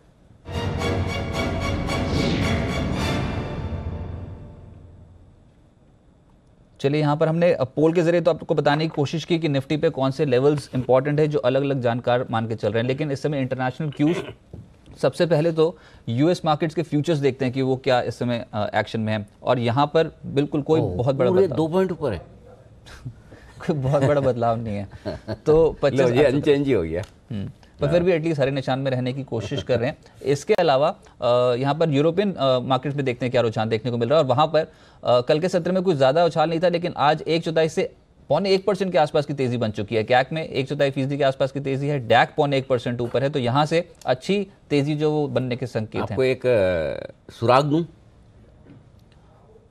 आपने पहले बोला था कि इंटरनेशनल मार्केट से डीकपल हो चुका है। हाँ, सुराग दूं एक। हाँ। इस वक्त अगर इंडियन मार्केट सबसे ज़्यादा किसी के साथ मिलते जुलते ट्रेड करे तो वो फुटसी है, लंदन के बाजार। अच्छा। हाँ, मतलब इस वक्त, मतलब इन दिनों में ज़्यादा अगर कोरिलेशन कहीं आपको नज़र आएगा तो वो फुटसी के साथ नज़र आएगा, जो आमतौर पर हम देखते नहीं हैं। तो वो हांगकांग के साथ हमारी जो प्यार मोहब्बत थी वो थोड़ी कम हुई है आजकल। हम बिल्कुल हांगकांग के साथ साथ नहीं चलते हैं, अलग अलग हो गए हैं थोड़े से। तो थोड़े से इंग्लैंड के मार्केट हमारी तरह ही चल रहे हैं आजकल। ओके, तो ये ऐसा परमानेंट नहीं है, ध्यान रखना। पिछले 5 मिनट में बहुत तेजी आई। हाँ, कभी भी बदल सकता है ये सब चीज़। चलिए, लेकिन फटाफट से क्रूड, एक और फैक्टर जो भारतीय बाजारों के लिए बहुत इंपॉर्टेंट है। $66 के आसपास ब्रेंट में ट्रेड हो रहा है, लेकिन आज के ट्रेडिंग सत्र में देखते हैं कि क्रूड पे क्या रुझान देखने को मिल रहा है। फिलहाल $66, कोई बहुत ज़्यादा बदलाव नहीं, लेकिन फिर भी जो पिछले कुछ दिनों की तेजी बनी थी, आज मुनाफा वसूली है और 1/4% के आसपास की गिरावट इस समय ब्रेंट क्रूड नाइमेक्स पे देखने को मिल रही है। रुपया इंपॉर्टेंट है, आज किन लेवल्स पे यहाँ पर है, तो 71.16 के लेवल पे मजबूती है। यहाँ पे करेंसी मजबूत है, ग्लोबल मार्केट्स ठीक है, डाउ फ्यूचर ठीक है, कोई कहीं खराबी वाला संकेत तो है नहीं। करेक्ट। 2 चीज़ें हैं, आज की ट्रेडिंग रेंज है 50 पॉइंट की। आज बहुत दिनों बाद ऐसा हुआ कि ओपनिंग पे मैंने कोई ट्रेड नहीं दिया है। जब 10,660 के आसपास निफ्टी खुला था तो न मैंने बाइस दिया न सेल दिया, और मेरा ये कहना था कि पहले 10,700 10,725 की रेंज में आने दीजिए, वहाँ शॉर्ट करेंगे, या 10,600 आएगा तो लॉन्ग करेंगे। तो 10,600 आया नहीं, 10,700 के आसपास आया, वहाँ पर अगर शॉर्ट किया तो 25, 30, 50 पॉइंट आपको मिले होंगे मैक्सिमम। अब आज की जो ट्रेडिंग रेंज है उसके बीचों बीच में मार्केट है, ठीक है। तो पॉइंट सिंपल है, ट्रेड बनता नहीं है। ट्रेड बनता है, कहाँ बनता है? 10,650 तोड़कर ट्रेड करना शुरू करेंगे तो आपको 25 से 50 पॉइंट एक्स्ट्रा मिलेंगे नीचे की तरफ। 10,625 और 10,600 के लिए आपको शॉर्ट करना है। 10,700 के ऊपर ट्रेड करना शुरू करेंगे तो 25 से 50 पॉइंट के लिए आपको करनी है तेजी, थोड़ा सा 25 से 50 पॉइंट और बढ़ सकता है। तो ये 10,650 से 10,700 की रेंज जो है ना, ये मिडफील्ड है, इसमें गोल नहीं होगा। आपको गोल करने के लिए इन दोनों में से किसी न किसी एक रेंज के बाहर निकलने की ज़रूरत है। तो वो रेंज के बाहर कहाँ निकलेगा ये देखने वाली बात है। अब लेकिन फिर भी कुछ लोग ऐसे हैं जिनको करना ही करना है। तो फिर आज मैं एक बोल्ड कॉन्ट्रा कॉलियाँ देने की कोशिश करूंगा कि लेना चाहिए आज के स्टॉप लॉस के साथ, लो के स्टॉप लॉस के साथ। 10,645 का जो लो है उसके स्टॉप लॉस के साथ खरीदा जा सकता है। देखिए, स्क्रीन बहुत मजबूत है, आखिरी आधे घंटे में, पौन घंटे में बदल जाए तो पता नहीं, लेकिन ये हाई रिस्क और कम कन्विक्शन वाला कॉल है। तो जिनको करना ही है तो एक अलग बात है। अदरवाइज मैं प्रीफर ये करूँगा, फ्रेंकली आप मुझे पूछेंगे तो आज का लो टूटे शॉर्ट कीजिए, आज का हाई टूटे लॉन्ग कीजिए, वो ज़्यादा बढ़िया सेफ है। किसी दिन अगर आप ट्रेड नहीं करेंगे तो क्या फ़र्क पड़ता है। और वैसे भी आप देखिए, अगर सुबह हम कह रहे थे कि आज निफ्टी में ट्रेड नहीं बनता है तो ट्रेड बना भी नहीं एक्चुअली। आप देखिए, मुश्किल से पूरा दिन 50 पॉइंट की रेंज में निकाल दिया है। नहीं तो आमतौर पर आजकल 100, 125, 150 पॉइंट तो ऊपर नीचे होना मामूली बात है। हर रोज हो रहा है। पर ये बात सही है कि 10,645 और साथ साथ 10,655 इसलिए क्योंकि आज के दिन पे ओपन हुआ था 10,655 पे और 645 इसलिए क्योंकि आज के दिन का लो था। दोनों ही लेवल्स को दोबारा से रीटेस्ट नहीं किया मार्केट ने, तो ये बहुत इंपॉर्टेंट है। तो एक तेजी का संकेत, एटलीस्ट इतने दिनों के बाद एक तेजी का संकेत तो मिला है। नहीं, आज हम गिर नहीं रहे हैं, मैं इसको तेजी का संकेत नहीं मानता, मैं इसको ये मानता हूँ कम से कम हम ठहरे हैं, रुके हैं। तेजी का संकेत तो मेरे लिए जब तक आप 10,750 के ऊपर बंद नहीं करोगे तब तक तो है ही नहीं। 10,750 के नीचे क्लोज मिल रहा तो ये सेल ऑन राइज ही है। तो कॉन्फिडेंस तो खरीदने का अभी तक भी नहीं है मेरा। मैं एक दिन की तेजी में कॉन्फिडेंस लूँगा ही नहीं, और कल भी नहीं था, आज भी नहीं है। तो पहली चीज़ तो कि 10,725 पार करना ज़रूरी है, तब इंट्राडे में शॉर्ट पोजीशन आपको काटनी है। 10,750 के ऊपर बंद होता है तो पोजिशनल शॉर्ट पोजीशन काटनी है, अदरवाइज नहीं। तो ऐसा कोई जल्दबाजी तो खरीदारी की करनी नहीं है। तो मैं तो ये प्रेफर करूँगा कि आज दोनों में से कोई लेवल टूटने दें, और ये लेवल आपको 3:05 3:10 के पहले पहले टूटनी चाहिए। उसके बाद टूटते हैं तो फिर फ़ायदा नहीं, फिर आपके लिए डे ट्रेड नहीं बनेगा। भाई आपको ट्रेड का दूसरी तरफ वापस से एग्जीक्यूट करने के लिए कम से कम 20-25 मिनट तो चाहिए ना। तो 3 बजे के पहले 3-3-5 तक अगर आपको पहले ये रेंज तोड़ता है बाजार, या तो आज का हाई तोड़े या आज का लो तोड़े, तब उस डायरेक्शन में, उसी डायरेक्शन में, आमतौर पर मैं कहता हूँ कॉन्ट्रा कॉल लीजिए, लेकिन आज ये कहूँगा उस डायरेक्शन में बचे हुए आधे घंटे के लिए ट्रेड लीजिए। बाकी जो पोजिशनल ट्रेड ले रहे हैं उनके लिए डायरेक्शन बहुत क्लियर है। जब तक 10,750 के ऊपर निफ्टी बंद नहीं होता तब तक आपको शॉर्ट ही करना है, कोई दो राय नहीं है इसमें। चलिए 10,750 ये जिन्होंने मंदी कर रखी है उनके लिए एक स्टॉप लॉस लेवल है। 10,750 के लेवल के ऊपर जब तक नहीं निकलता क्लोजिंग बेसिस पे, तब तक शॉर्ट करने वालों को कोई दिक्कत है नहीं। ऊपरी स्तरों पे मुनाफा वसूली हो सकती है। हाँ, आज की जो रेंज है 10,650 नीचे और 10,700 ऊपर, इसमें से किसी भी तरफ अगर निफ्टी का मूव मिला, यानी कि कोई भी लेवल पहले टूटा, तो उसी डायरेक्शन में हो चलिए और वहीं पर ही अपनी पोजीशंस बनाने की कोशिश कीजिए। बिल्कुल बीचों बीच इसमें निफ्टी पे कामकाज हो रहा है। तो ये तो हुई निफ्टी की बात, लेकिन निफ्टी बैंक पे क्या करना चाहिए? निफ्टी बैंक कंपैरेटिवली मतलब 26,800 के ऊपर बना हुआ है, वो ठीक है, खराब नहीं है। लेकिन बात वही है कि 26,800 के नीचे अगर बैंक निफ्टी ट्रेड करता है तो शॉर्ट करना है। खरीदने का कंफर्ट कॉन्फिडेंस इसलिए नहीं कि मुझे 100 पॉइंट भी मुश्किल से दिख रहे हैं यहाँ। 26,921 आज का हाई है, यानी कि 50-75 पॉइंट के लिए आप तेजी करेंगे, 51 पॉइंट का आपका स्टॉप लॉस है, तो कुछ करेंगे क्या? ऐसे जब पूरा दिन ऐसे होता है बाजार, तो कहना बहुत मुश्किल हो जाता है। बहुत ही रेंज में फंसा हुआ है, दोनों ही मार्केट फंसे हुए हैं, निफ्टी और निफ्टी बैंक, तो ट्रेड लेना तो बहुत मुश्किल है इसमें। तो बात छोड़ दिए रजत, एक काम कर सकते हैं फिर भी अगर करना है तो 26,800 टूटेगा तो शॉर्ट कीजिए 100 पॉइंट के लिए, ठीक है? अभी 26,830 है, और 26,925 पार करता है तो 75 पॉइंट के लिए लॉन्ग कीजिए। 26,800 से 26,925 की रेंज को छोड़ दीजिए, कुछ मत कीजिए।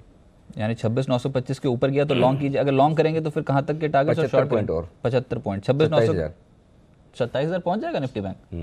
26,925 के ऊपर निकला तो फिर 75 पॉइंट्स के लिए आप प्ले कर सकते हैं, खरीदारी कर सकते हैं। और 26,800 नीचे टूटता है तो 75 पॉइंट नीचे मिलेंगे हम, 26,725 दोनों में 75 पॉइंट, और ये 125 पॉइंट की रेंज को छोड़ दीजिए। देखिए बहुत अच्छी फीलिंग ये आ रही कि ट्रेड नहीं करेंगे तो कोई खास ऐसा आपको छूट जाएगा, नुकसान हो जाएगा, ऐसा लग नहीं रहा, क्योंकि स्क्रीन कह रही कि आज मंदी नहीं दिख रही, ठीक है, और अनुभव ये कह रहा है कि रोज 2:45 के बाद ही धुलाई होती है। तो इसलिए थोड़ा सा वेट करते हैं। जहाँ कॉन्फ्लिक्टिंग सिग्नल आ रहे हो ना, तो अगर आप फिर भी मुझे पूछेंगे ना तो दोनों में से मुझे कौन सा सिग्नल पढ़ना है, तो मैं हमेशा है ना गट फीलिंग, वो स्क्रीन रीडिंग पे जाता हूँ। तो स्क्रीन रीडिंग अगर आप मुझे बोलेंगे तो 60-70% चांस ये है कि आज आप ऊपर बंद होने की कोशिश करेंगे बजाय नीचे होने की। तो पॉजिटिव ज़्यादा दिख रहा है आज के लिए, लेकिन उस पॉजिटिव में क्या मैं कल के लिए खरीद के जाऊँ क्या, वो कॉन्फिडेंस तो नहीं है ना। और आज मैं खरीद भी लूँगा तो कितना मिल जाएगा, मुश्किल से 25-30 point Nifty, 50-75 point bank Nifty, और उसके लिए कहीं मूड चेंज कर लिया और तेज़ी में ट्रैप हो गए, तो इसलिए आज अवॉइड ही करें, क्योंकि बहुत ही दायरे में फंसे हुए दोनों ही बाजार। हालांकि तेजी के संकेत ज्यादा मिल रहे हैं मार्केट में, लेकिन कन्विक्शन और ये लेवल्स के हिसाब से इस समय एग्जैक्टली ये कहना मुश्किल है कि किस तरफ बाजार जाएगा। लेकिन फिर भी एक रेंज में फंसा हुआ मार्केट है, लोअर लेवल पे मिल जाता है तो ठीक, फिर खरीदारी करके चल सकते हैं, नो डाउट। आज बाजार का एक्शन जो है वो तेजी की साइड पे ज्यादा है, 70 अंक बढ़ा है निफ्टी अभी। अच्छा, निफ्टी बैंक की बात हो रही है तो सबसे तेज चलने वाला IDFC फर्स्ट बैंक। एक बार कुणाल जी फटाफट से IDFC फर्स्ट बैंक पे देख के बताएं सर, 2.5% के आसपास की मजबूती है स्टॉक में आज। देखिए रजत, हमने देखा है कि IDFC फर्स्ट बैंक में 42 के आसपास एक सपोर्ट मिला है इसको, और आज इसमें तेजी बन रही है। मैं इस स्टॉक को बहुत क्लोजली वॉच कर रहा हूँ। 45.50 यानी कि ₹1 और चल जाए और ब्रेकआउट दे दे तब इसमें ज़रूर खरीदारी का मौका बनेगा। और फिर मुझे लगता है कि 48 के जो रिसेंट हाइज हैं वहां तक IDFC फर्स्ट बैंक जा सकता है, तो 45.50 रुपए के ऊपर मेरी राय में खरीदा जाना चाहिए। अच्छा, एक और है येस बैंक। ये निफ्टी बैंक का दूसरा सबसे तेज चलने वाला स्टॉक है, 1.5% के आसपास मजबूत। और ये जो क्लैरिफिकेशन आई थी जिसमें उन्होंने बोला था कि हाँ कोई भी गड़बड़ी नहीं है, बिल्कुल कंप्लायंसेस का पालन किया गया।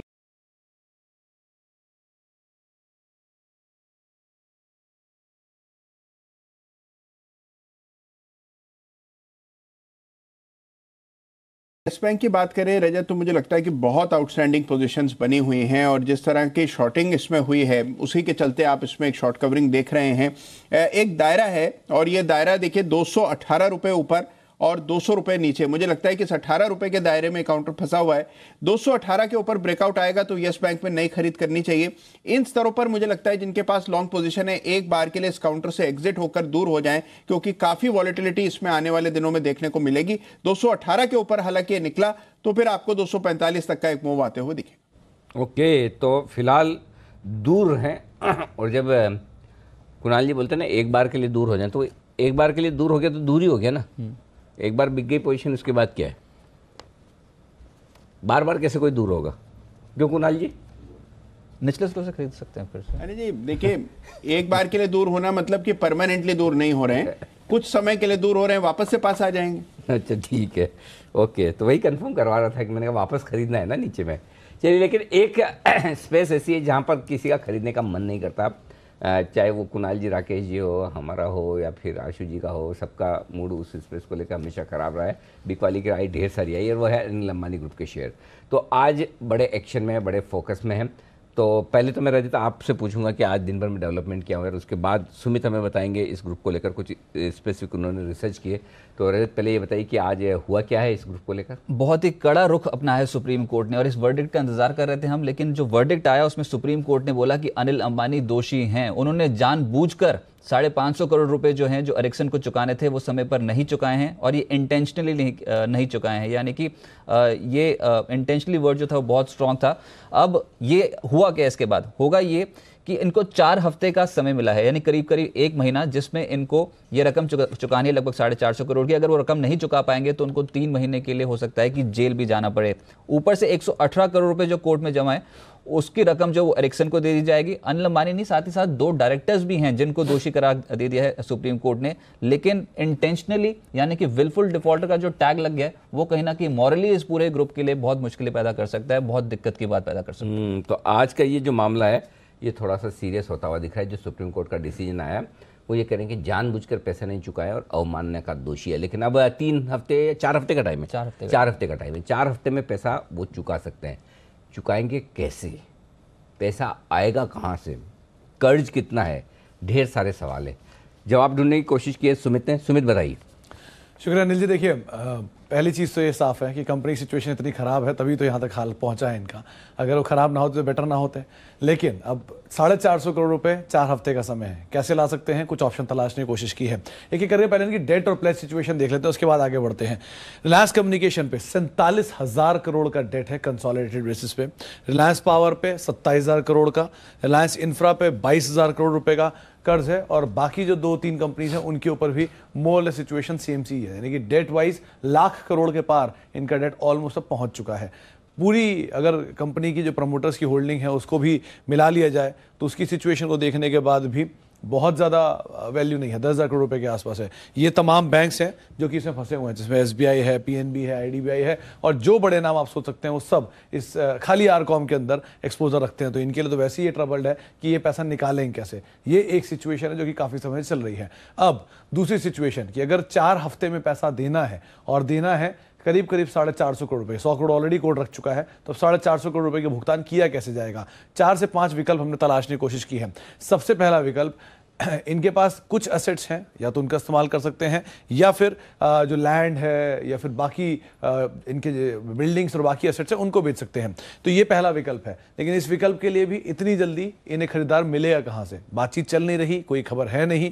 तो अगर एसेट बेचने के लिए कोई खरीदार नहीं मिलता तो ये रकम कैसे बेची जाएगी, ये रकम कैसे चुकाई जाएगी 1 महीने के अंदर? ये पहला विकल्प है जिसके अंदर ऐसी उम्मीद कम लग रही कि शायद ये कोई एसेट इतनी जल्दी बेच पाए। चलिए, दूसरा मामला, एक रिलायंस जियो के साथ इनको 200 करोड़ रुपए के आसपास का इंटेल आता है, वहां पर ऑलरेडी एक केस भी चल रहा है, वहां से उन्हें कुछ पैसा मिलने की उम्मीद भी है कि अगर ये वहां पर स्पेक्ट्रम डील कर लेते हैं, ट्रेडिंग डील, लेकिन वो मामला ऑलरेडी डीओटी के पास है और डीओटी ने साफ कहा है कि अगर आप ये डील करेंगे तो पुराने पैसे चुकाइए। पैसे तो है नहीं, चुकाएं कैसे? तो ये दूसरा बड़ा ट्रबल है। तीसरा एक बड़ा इंटरेस्टिंग चीज़ है वो ये कि शायद अपनी पर्सनल कैपेसिटी के अंदर ही पैसा ला सकते हैं इस पूरी डील के अंदर, खुद शायद रकम जुटा लें, हो सकता है जुटा भी पाए, हो सकता है ना भी जुटा पाए, कहना मुश्किल है। स्थिति को देखते हुए शायद ये विकल्प एक बार को खुल सकता है, शायद इन्हें पैसा मिल जाए अपनी अगर ये पर्सनल कैपेसिटी को यूज करते हैं तो। इसके अलावा दो और इंटरेस्टिंग फैक्ट हैं। पहला कि हो सकता है कंपनियों के अंदर अपना स्टेक बेच दे, कंपनी इतनी सारी हैं उसमें स्टेक बेचा जाए। अगर ग्रुप कंपनियों हिस्सा बिक्री करते हैं तो ऑलरेडी 25 से 85% हिस्सा गिरवी है। इनफैक्ट रिलायंस लेवल का तो 100% हिस्सा प्रमोटर का गिरवी पड़ा हुआ है। तो ऐसा कोई भी कंपनी नहीं जिसमें स्टेक प्लेज ना हो और प्लेज हिस्सा किसी के पास पड़ा ना हो, तो वो भी विकल्प नहीं बचा कि जहां पे हिस्सा बेच पाए। आखिरी विकल्प इनके सामने बचता है कि शायद किसी एक कंपनी में से ही कोई असेट निकाल के बेच दें, जैसे कि रिलायंस पावर के कुछ प्रोजेक्ट हुए या रिलायंस कैपिटल जो इनकी 2 कैश काउज हैं उनके अंदर से कुछ ये शायद असेट बेच पाए। ये एक बार को विकल्प हो सकता है, लेकिन अगर ये कर लिया इन्होंने तो आगे के कर्ज किसे कैसे चुकाएंगे, आगे कारोबार से आय कैसे होगी, ये कहना मुश्किल है। हर तरह के विकल्प के हर तरह की कोई दिक्कतें भी हैं और आखिरी लेने के विकल्प बचता है कि शायद अपनी पर्सनल कैपेसिटी में पैसा ले आए, लेकिन अगर ले आए तो कहाँ से, वो तो वही बता पाएंगे है ना, कहाँ से पर्सनल कैपेसिटी में पैसा कहाँ लाएंगे, वो तो पब्लिक इंफॉर्मेशन है नहीं। तो मतलब कुल मिलाकर आप ये कह रहे हैं कि बाकी कोई तरीके ऐसे बड़े दिख नहीं रहे जिनसे पैसा आ जाए, राइट? देखिए टाइम बहुत इंपॉर्टेंट चीज है और यहाँ टाइम ही नहीं है। एक ही हफ्ता, एक ही महीना है, 1 महीना है, इनफैक्ट 3 हफ्ते हैं। तो 3 हफ्ते और रिलायंस जियो के पैसे कब आएंगे पता नहीं, वो डीओटी में मामला है, उसमें 2300 करोड़ रुपए ऑलरेडी इन्हें देना है, वो ये देंगे तब होगा, वो वही इन्हें चाहिए। अगर 2300 होते तो 400 उसी में से देना देते तो वो एक और बड़ा कंसर्न है। कुछ तो करेंगे सुमित, ऐसा थोड़ी कि देखिए एसेट बेचना एक विकल्प है, बड़ा विकल्प हो सकता है कि अपने प्रोजेक्ट्स का कुछ हिस्सा बेच दें। मान लीजिए रिलायंस पावर, रिलायंस कैपिटल में कुछ प्रोजेक्ट बेच देते हैं, लेकिन ये अभी दे देंगे, बाद में क्या करेंगे जब बाकी बैंकर्स आए खड़े होंगे पैसा लेने के लिए? देखी जाएगी, एक बार तो दे, लेकिन वही है कि मतलब जब मामला सीरियस और सुप्रीम कोर्ट का आदेश और जेल जाने वाली बात होता है, एक बार तो आप पहले निपटाएंगे। हर एक लेंडर तो एरिक्सन हो नहीं सकता, हर एक लेंडर तो ऐसा नहीं कि एरिक्सन की तरह लेके जाएगा। और बैंकों से पैसे लिए उसमें और एरिक्सन को दोनों में फ़र्क है। एरिक्सन में बिजनेस के हिसाब से उन्होंने पैसे लेन देन है, यहाँ पर कर्ज है, तो ज़्यादा डर यहाँ पर था एरिक्सन का। तो मुझे लगता है कोई ना कोई तरीका वो निकालेंगे जिससे कि एरिक्सन वाले इस मामले में थोड़ा सा वो बच जाए। देखते क्या कुछ हो सकता है, लेकिन इस बीच बाजार मजबूत होता हुआ दिख रहा है, ऊपर आने की कोशिश करता हुआ दिख रहा है। 10,700 के बेहद करीब दिन के हाई पॉइंट पर है निफ्टी इस वक्त, और बैंक निफ्टी 200 अंक मजबूत होता हुआ दिख रहा है। तो थोड़ी थोड़ी रिकवरी आ रही है, 350 अंक पर सेंसेक्स होता हुआ दिख रहा है। तो कम से कम आज कमज़ोर नहीं हो रहे हैं आखिरी 1 पौन घंटे में, ये एक अच्छा संकेत है। पर ये 10,697 पहुंच चुका है, 10,700 तो लेवल्स ब्रेक होने वाले हैं। 10,700 बढ़िया होना चाहिए, अच्छा है, तेजी हो तो बढ़िया ही, क्या दिक्कत तो जिस तरफ चलेंगे उस समय 25 पॉइंट लेना 30 पॉइंट के आसपास लेना हो गया 10,700 का लेना चाहिए। 10,700 बस 2-3 मिनट टिक जाए तो वही, इसलिए मैंने टाइम भी आपको दिया था 3:05 के पहले हो जाए। तो आप देखिए 3:02 हुआ है। फिर से टाइमिंग ठीक थी। और मैं ये बता रहा हूँ कि पिछले अगर 7-8 ट्रेडिंग सेशंस देखेंगे तो यही वो वक्त है जहाँ पर, इसलिए मैंने वो 2:30 से 2:45 किया है, क्योंकि 2:45 बजे आपको 15 मिनट के चक्कर में गलत पड़े वैसा नहीं। तो इसलिए ये भी कह रहे थे कि ज़्यादा चांस आज ऊपर के ज़्यादा दिख रहे हैं। स्क्रीन बहुत मजबूत दिख रही है, तो स्क्रीन रीडिंग में मैं हमेशा है ना, जब नहीं कर पाऊँ एक अलग बात है, लेकिन कर पाऊँ तो फिर मैं स्क्रीन रीडिंग को बहुत तवज्जो देता हूँ। तो चलिए अच्छी मजबूती हो रही है, बढ़िया है, अच्छी क्लोजिंग मिले बड़े दिनों बाद। 8 दिन हो गए, 8 दिन हो गए ना, 8 दिन निफ्टी पे हो गए, सेंसेक्स में 9 दिन, सेंसेक्स में 9 गिरावट के, और बैंक निफ्टी पे 7 दिन। बैंक निफ्टी कल 30 पॉइंट ऊपर बंद हुआ था। तो 7 दिन बैंक निफ्टी, 8 दिन निफ्टी और 9 दिन सेंसेक्स लाल निशान में रहने के बाद आज फाइनली ट्रिपल सेंचुरी सेंसेक्स ने मारी। ये सहवाग वाली इनिंग है सेंसेक्स की। अच्छा, सेंचुरी मार चुका। अब देखिए 10,700 के पार निकलते तेजी की तैयारी कर ली है इसने। और 45% जानकार जी बिजनेस के पोल में बोल रहे थे कि 10,700 से 10,800 का दायरा रह सकता है। उस समय भी 50 अंकों के आसपास नीचे थे। लेकिन अभी भी ठीक है, अभी कल का दिन बाकी है, अभी इतना जल्दबाजी, इतना सोचना भी नहीं चाहिए कि एक्सपायरी में अभी वक्त है। और जिस तरह की वो उतार चढ़ाव बाजार में दिख रही, कभी भी कुछ भी एक्शन किसी भी तरह का हो सकता है। लेकिन ठीक बात है, जो एक्शन है वो मेटल शेयरों से आ रहा है। आज के star performer Tata steel, Hindalco, Vedanta. Oil and gas share मजबूत है, गेल, ओएनजीसी यहाँ से अच्छी तेजी बनती हुई दिख रही है। तो कहीं आईओसी वगैरह ये मजबूत है। अदानी पोर्ट्स यहाँ पर टॉप गेनर्स की सूची में शामिल है, अच्छी तेजी यहाँ पर देखने को मिल रही है। अच्छा, एक और सेक्टर है सीमेंट, जिसमें आज के सत्र में मूव पॉजिटिव बना है। एक बार सिमी अल्ट्राटेक सीमेंट को देख के बताएं, 2-2.25% के आसपास की तेजी। दिन का उच्चतम स्तर अल्ट्राटेक सीमेंट पे, ये खरीदना चाहिए। 35-50 का स्तर जी बिल्कुल रजत, मुझे लगता है कि एक बार के लिए शायद पोजीशन को आगे लेके जा सकते हैं, क्योंकि नेक्स्ट जो रेजिस्टेंस है वो 3600 के आसपास है और हो सकता है कि एक आध दिन में वो 3600 का लेवल भी पार हो जाएगा, क्योंकि चार्ट में जो स्थिति है देखने को मिल रहा है उसमें देख के लग रहा है कि शायद ये स्टॉक एक बॉटम बनाने का कोशिश कर रहा है। 3636 मतलब 3610 इसके ऊपर क्लोजिंग हो जाएगा कल, तो मुझे लगता है कि इसमें एक कंफर्म बॉटम हो जाएगा और उसके बाद इसका मूव 3800 की ओर आ जाएगा। तो मुझे लगता है कि आज जिन्होंने सुबह से लेके रखा है वो ज़रूर कैरी कीजिए। 3600 से 3610 का कल का टारगेट होगा और 3610 के ऊपर मैंने जो कहा है वही होगा। 3800 तक एक मूव देखने को मिल सकता है स्टॉक में। कल के 2000 के लिए बिल्कुल बजाए। तो कल के 2000 अभी मिल गए निफ्टी पे 10,715 के लेवल पे इस समय कहाँ, और 10,723 हो गया सर। वो जो 25 पॉइंट का टारगेट था वो तो अचीव हो गया। बिल्कुल बजाइए जल्दी से। अच्छा फटाफट से बिल्कुल बजाइए, तो कल का 2000 भी आने वाला।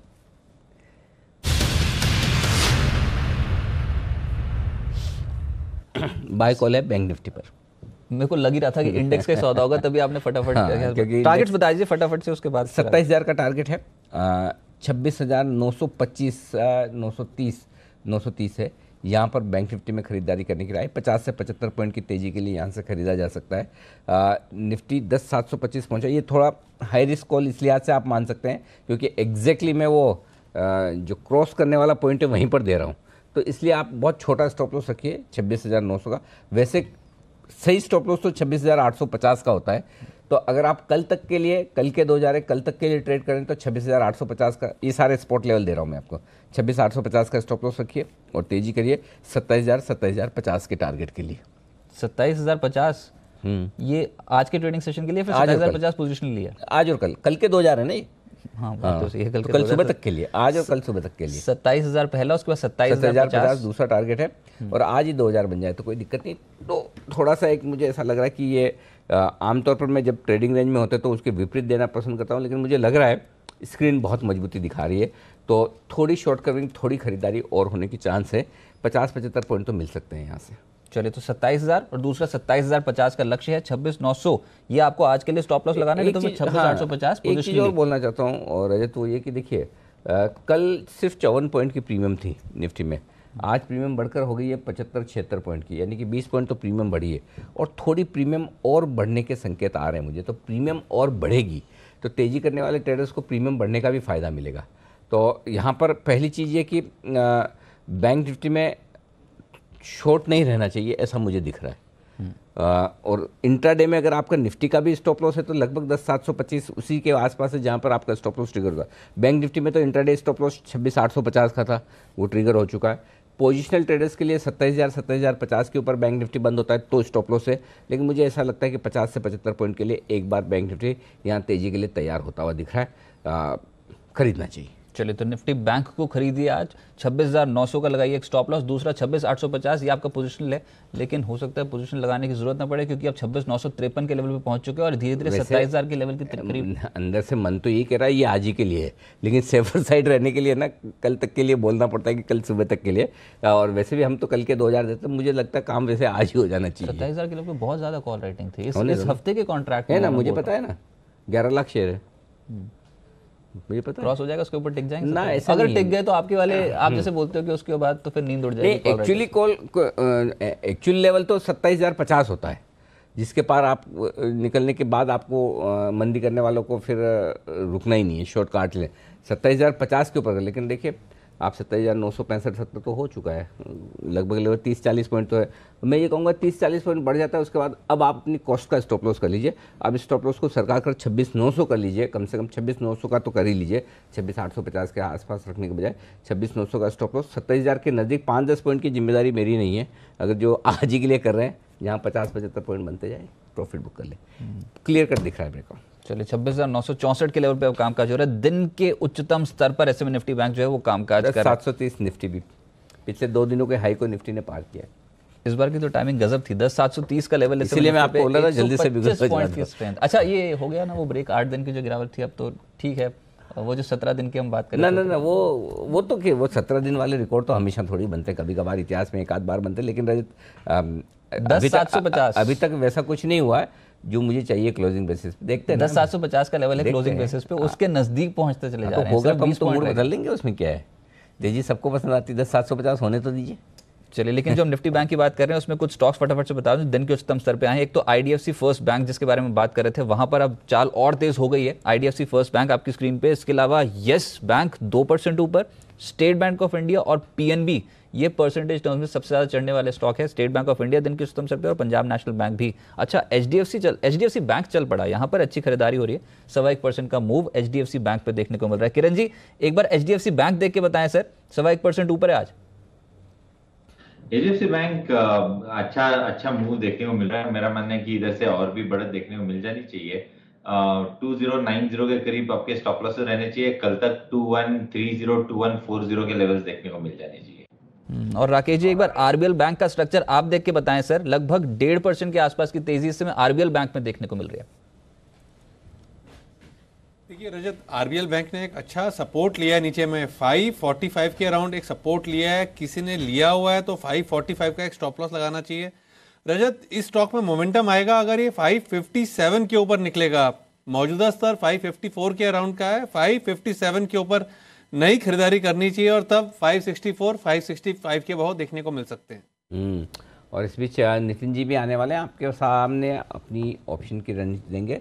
नितिन जी ऑप्शन वाले, तो उनसे भी हम पूछेंगे कि करना क्या है इस वक्त ऑप्शन के मार्केट में। आइए, सीमेंट शेयरों में खरीदारी होती हुई दिख रही है। अभी अल्ट्राटेक अल्ट्राटेक खरीदारी की राय दी। एसीसी सुबह किसी ने तो बोला था, मैं भूल रहा हूँ, एसीसी की राय किसी ने तो खरीदारी की थी। सीमेंट पे खरीदना है शर्मिला जी, कुछ आपको पसंद है? ना पसंद करने जैसा कुछ नहीं है, लेकिन यही है कि जब तक डिमांड पिक्चर इम्प्रूव होते हुए नहीं दिखता है तो अब तक ये नहीं लग रहा है कि बहुत ज़्यादा चलेंगे। सो जाहिर सी बात है कि this is directly correlated to your GDP और ग्रोथ। तो अगर आप उम्मीद करते हो कि इंडिया की ग्रोथ इसी तरह बरकरार रहेगी, the obvious sector to buy become cement. लेकिन यही है कि जो इंफ्रास्ट्रक्चर पुश जो एक्सपेक्ट हो रहे थे वो अभी तक really they haven't resulted in orders. और जो बाइंग आ रही है वो लार्जली इंस्टीट्यूशनल है, वो प्राइवेट प्लेयर्स से अभी तक सीमेंट में बाइंग नहीं आ रही है।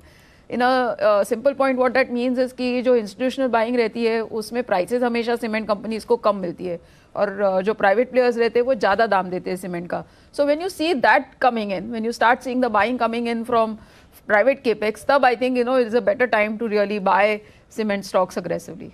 ओके, तो इस बीच में आपके लिए एक बड़ी खबर आ चुकी है, तो ये साफ तौर पर आप देख सकते हैं। और निफ्टी, बैंक निफ्टी दोनों दिन के हाई पॉइंट जो सपोर्ट कर रहा है सेक्टर, जहां पर सबसे ज़्यादा गिरावट हुई थी बीते कुछ दिनों में, वहां पर तेजी, वो है आईटी, जिसमें टेक महिंद्रा दिन के उच्चतम स्तर पर पाएंगे आप, विप्रो, इन्फोसिस और एचसीएल टेक, ये 4 stocks, Wipro, Infosys, HCL tech और टेक महिंद्रा, ये सब निफ्टी के स्टॉक्स हैं। सब में तेजी दिन के उच्चतम स्तर पे यहाँ पर ट्रेड होना शुरू हो गया। और हैरान की बात है कि नेस्कॉम ने इस बार गाइडेंस नहीं दी थी FY20 की, उसके बावजूद यहाँ पर एकदम से स्टॉक्स में तेजी बनती हुई नजर आ रही है, दिन के उच्चतम स्तर पे। एक कमेंट ले लेते हैं एक बार, किरण जी आप देख के बताएं आईटी स्टॉक्स। मैं शो की शुरुआत में पूछ रहा था आपसे कि आईटी में मूव बन सकता है क्या, लेकिन जो इंडेक्स हैवी वेट्स हैं यहाँ पर अच्छा मूव बनता हुआ नजर आ रहा है। कोई स्टॉक अभी ट्रैक कर रहे हैं आप? तभी मैंने टेक महिंद्रा और विप्रो की बात की थी, दोनों के दोनों अच्छे बढ़े। तब टेक महिंद्रा करीबन 802 803 था, अभी 811 देखने को मिल रहा है। विप्रो की बात करें तो विप्रो मेरा मानना है कि तब 368 69 था, 372 पे ट्रेड कर रहा है। तो ये अच्छी मूव दोनों ही स्टॉक्स ने जो रिकमेंडेड थे वो दिलाते नजर आ रहे हैं। दूसरे अगर इन्फी की बात करें, इन्फी में मुझे लगता है कि इधर अभी चाल चालू हो गई है, तो 747 748 के लेवल्स आपको कल तक देखने को मिल जाने चाहिए। इस बीच यस बैंक को लेकर एक बड़ी खबर आती हुई दिख रही है और ये अच्छी खबर है यस बैंक के लिए। अब समझ में आया यस बैंक क्यों आज मजबूत होता हुआ दिख रहा है। मूडीज की तरफ से इनकी रेटिंग का बढ़ाया गया है, आउटलुक नेगेटिव से स्टेबल कर दिया, रेटिंग का आउटलुक बढ़ा है, नेगेटिव से स्टेबल किया है। तो ओके, तो आउटलुक बढ़ाने ये एक अच्छी खबर है यस बैंक के लिए और इसलिए आप देख सकते हैं यस बैंक में एक अच्छा मूव आता हुआ दिख रहा है। तो याद आ रहा है मेरे को, अभी 2 दिन पहले जो बात हो रही थी, शॉर्ट नहीं करना है, शॉर्ट नहीं करना है ना। 201 से जो घुमा है, देखिए स्टॉक की ताकत ही वही होती है जब खराब खबर पे गिरे ना, वो ताकत होती है। और कमजोरी तब होती है जब वो बढ़िया खबर पे बढ़े ना। तो जो स्टॉक खराब खबर पे गिरता है वो बढ़िया खबर पे बढ़ने की भी ताकत रखता है। तो खबर बढ़िया है तो ये बढ़ने की भी ताकत रखता है। अब इसके लिए समस्या ये कि ये 220 पर आकर अटकता है, क्या आज 220 के पार निकलने की इसकी तैयारी है? सिमी जी जरा बताइए आप। जी बिल्कुल अनिल जी, मुझे तो लगता है कि इसको अभी चलना पड़ेगा। मैं फ्यूचर्स का रेट देख रही हूँ 219 हो गया है और अभी अभी कुणाल जी ने 218 का लेवल एक दिया है, तो वही याद रखते हुए मैं ये कहूँगी कि करंट लेवल पर खरीदने का सलाह होगा और 226 तक का मूवमेंट हो सकता है आज अंत तक आ जाएगा। 226 के ऊपर अगर ये क्लोज हो जाएगा अनिल जी तो इसमें और फ्रेश मोमेंटम देखने को मिल सकता है। उसके बाद शायद कुणाल जी ने जो टारगेट 240 के आसपास दिया है वो अचीव हो जाएगा। फिलहाल तो 226 तक का रैली देखने को मिल सकता है क्योंकि 218 का लेवल डिसाइसिवली क्रॉस किया है, सस्टेन भी किया है और न्यूज़ भी अच्छा है। ओके, और इस बीच आशु मदान जी भी कह रहे हैं उनका व्यू तेजी का बरकरार है क्योंकि उन्होंने 200 का एक कॉल ऑप्शन खरीदने की राय दी थी और 230 का 2 बेचने की राय दी थी। बुल स्प्रेड जो बनाया था बोले उसमें मुनाफा बनेगा, आप चिंता न करें, खरीद कर रखें और ऊपर जाने की संभावना है। दिन के हाई पॉइंट पर इस वक्त यस बैंक ट्रेड करता हुआ दिख रहा है। एक और जो राय दी है आशु जी ने वो मैं बताऊं उससे पहले, यस बैंक समस्याएं खत्म हो गई? एक्चुअली वो हो ही गई थी, लेकिन वो फिर से उनका लेटर आया where they were pulled up by RBI, तो इससे थोड़ा बहुत स्टॉक फिर से नरम पड़ गया। लेकिन अगर आपको इस तरह से स्टॉक जो पहला करेक्ट होना चालू किया था that was on the back of that divergence report, और उसके बाद बाकी सब प्रॉब्लम्स चालू हो गए ना with mister Rana Kapoor and this and that. और जब वो उनको ये लेटर मिल जाता है कि नहीं है डाइवर्जेंस और वो बता देते हैं, तो समझिए अगर उल्टा होता और वो नहीं बताते तो I think they would have gotten into a different kind of trouble. So it damned if you do and damned if you don't, इस तरह की उनकी सिचुएशन बन गई थी। But I think sometimes these rating agencies are always last in the curve, तो outlook I think already stable हो ही गया था, बट नाउ अभी उसको कंफर्म कर देते हैं। करेक्ट, वो अभी कंफर्म कर देते हैं। हां, और मैं तो मुझे तो ये लगता है ये हिंदी फिल्मों की तरह ही है। माफ करना, पुलिस आ गई। नहीं, लास्ट में आती है पुलिस, सब कुछ होने के बाद सब काम हीरो कर देता है, बाद में पुलिस आ गई। वो एक मूवी में डायलॉग भी था, माफ करना भाई पुलिस आ गई। अच्छा, नहीं सबसे बड़ा डायलॉग तो मुझे एक मूवी में लगी, वो असरा नहीं होता है उसमें, वो विलेन का हाथ उठा के देखता है, बोला अच्छा पल्स नहीं चल रही है हमारी, अरे मर गया, अरेस्ट कर लो इसे। तो मतलब ऐसा हाल। तो चलिए, रेटिंग एजेंसीज की तरफ से ये बड़ा एक्शन आता हुआ दिखा। आइए नितिन जी को करते हैं कार्यक्रम में शामिल। हाँ, उससे पहले एक मिनट, आशु जी की बात चल रही थी। आशु जी ने बुल स्प्रेड बनाया यस बैंक में, लेकिन आशु जी ने सुबह एस्कॉर्ट्स बोला था ना, जरा उस पर नजर डाल दें। आहा, 10 रुपये ऊपर है, 648 के आसपास उन्होंने एस्कॉर्ट्स खरीदने की राय दी थी। 648 देखिए, पूरे दिन भर सबको खरीदने का मौका मिला, ऑल बायर्स सेटिस्फाइड। और कुणाल जी, आपका लिमिटेड इंटरवेंशन चाहिए। जिन लोगों ने सुबह आशु मदान जी की राय पर 648 में एंट्री मार ली है, उन्हें क्या करना है? क्योंकि वो तो उन्होंने, मुझे याद है मैंने लिखा हुआ है कि वो बोले थे भाई मैं तो 25 से 30 रुपए के लिए, हाँ अब याद आया, 645 पे फ्यूचर चल रहा था, उन्होंने बोला 25 से 30 रुपए, तो मैंने नोट करके भी रखा था कि 670 675 का टारगेट है उनका, तो टारगेट मुझे याद आ गया। अभी आप बता दीजिए एक बार। अनिल जी, टारगेट की ओर बढ़ रहा है, एक पुल बैक जरूर आता हुआ दिख रहा है और आज पूरा बाजार तेज है तो ये भी तेज है। इसमें एक स्टॉप लॉस जो है वो जो बहुत अहमियत रखता है, जिस तरह का इसका स्ट्रक्चर है, स्टॉप लॉस 640 पर रखें और ऊपर मुझे लगता है कि जो आशु जी ने टारगेट सुझाए वहां तक ये जाएगा। दूसरा काउंटर जो आज आशु जी ने रेकमेंड किया था वो था स्टील अथॉरिटी, जिसमें मैंने उनको कहा था कि 49 हाफ पार होगा तभी खरीदारी करनी चाहिए। इसमें भी कुछ उछाल हुआ है, मुझे लगता है कि 49 हाफ पार होगा तभी इसमें भी तेजी बनेगी। यहां पर भी स्टॉप लॉस 46 हाफ पर जरूर रखें। लेकिन एक स्टॉक है कैश मार्केट का, वो है इन्फो एज, और बीता 1 घंटा जैसे जैसे आईटी स्टॉक्स में खरीदारी हो रही थी, इसमें ज्यादा as comparative to other stocks इसमें ज्यादा खरीदारी हो रही थी और 1 घंटे का डेटा बहुत पॉजिटिव। दिन के उच्चतम स्तर पे लगभग 6.5% ऊपर आ गया। किरण जी, एक बार फटाफट से देख के बताएं सर चार्ट, अभी मौका है या फिर मिस हो गया ये? नहीं, मेरा मानना है कि ये लॉन्ग टर्म के लिए बहुत अच्छा स्टॉक है। 10 की कमाई में कई बार हमने इसको रेकमेंड किया है और मेरा मानना है कि ये अगले 1 साल तक रखना ही चाहिए। आपका अभी ट्रेलिंग स्टॉप लॉस करीबन 1550 का रखना चाहिए, 1750 के करीब ट्रेड कर रहा है। एक बार 1790 1800 क्रॉस कर देगा तो वापस एक बार एक नए डायरेक्शन में चला जाएगा, बहुत बड़ी अपसाइड देखने को मिलेगी। हमने 10 की कमाई में करीबन 2400 के टारगेट दिए थे, वो तो हासिल अगले 6-8 महीने में होने चाहिए। ओके, चलिए ये है राय आपके लिए। आइए अब करते हैं ऑप्शन की बात। कनेक्शन जोड़ा जाए नितिन जी ऑप्शन वालों से, आइए।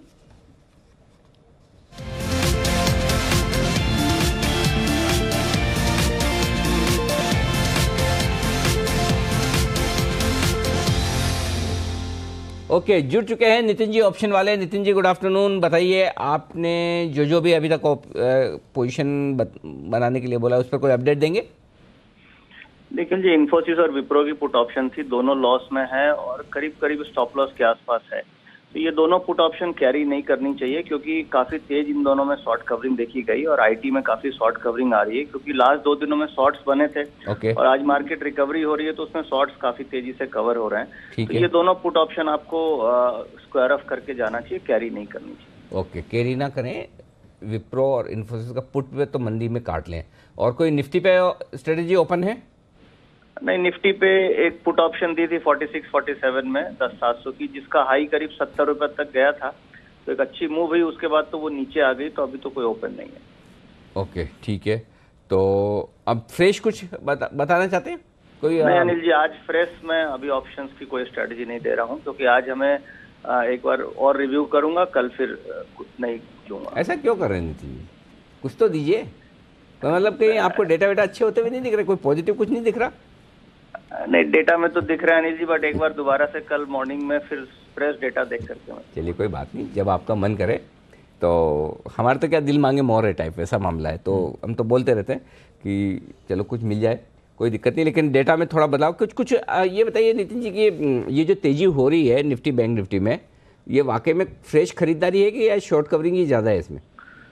नहीं अनिल जी, आज डेटा में काफी इम्प्रूवमेंट देखी गई और ये इम्प्रूवमेंट 2-2:30 बजे के बाद आई। इनफैक्ट सुबह से काफी इम्प्रूव हुआ है डेटा और लास्ट 7-8 दिनों का कंपैरिजन लेंगे तो आज सबसे बेटर डेटा है लास्ट 7-8 दिनों में। तो मुझे लग रहा है कि अब मार्केट एक बार 700 का बेस बना लेगा और पॉसिबल है कि हम लोग 800-820 की तरफ मूव करेंगे। तो एक तो शॉर्ट कवरिंग भी है और खासतौर से पॉजिटिव डेटा का फ्लो भी दिख रहा है, तो ओवरऑल डेटा पॉजिटिव है, व्यू 2-3 दिन के लिए पॉजिटिव है। परफेक्ट, ठीक है।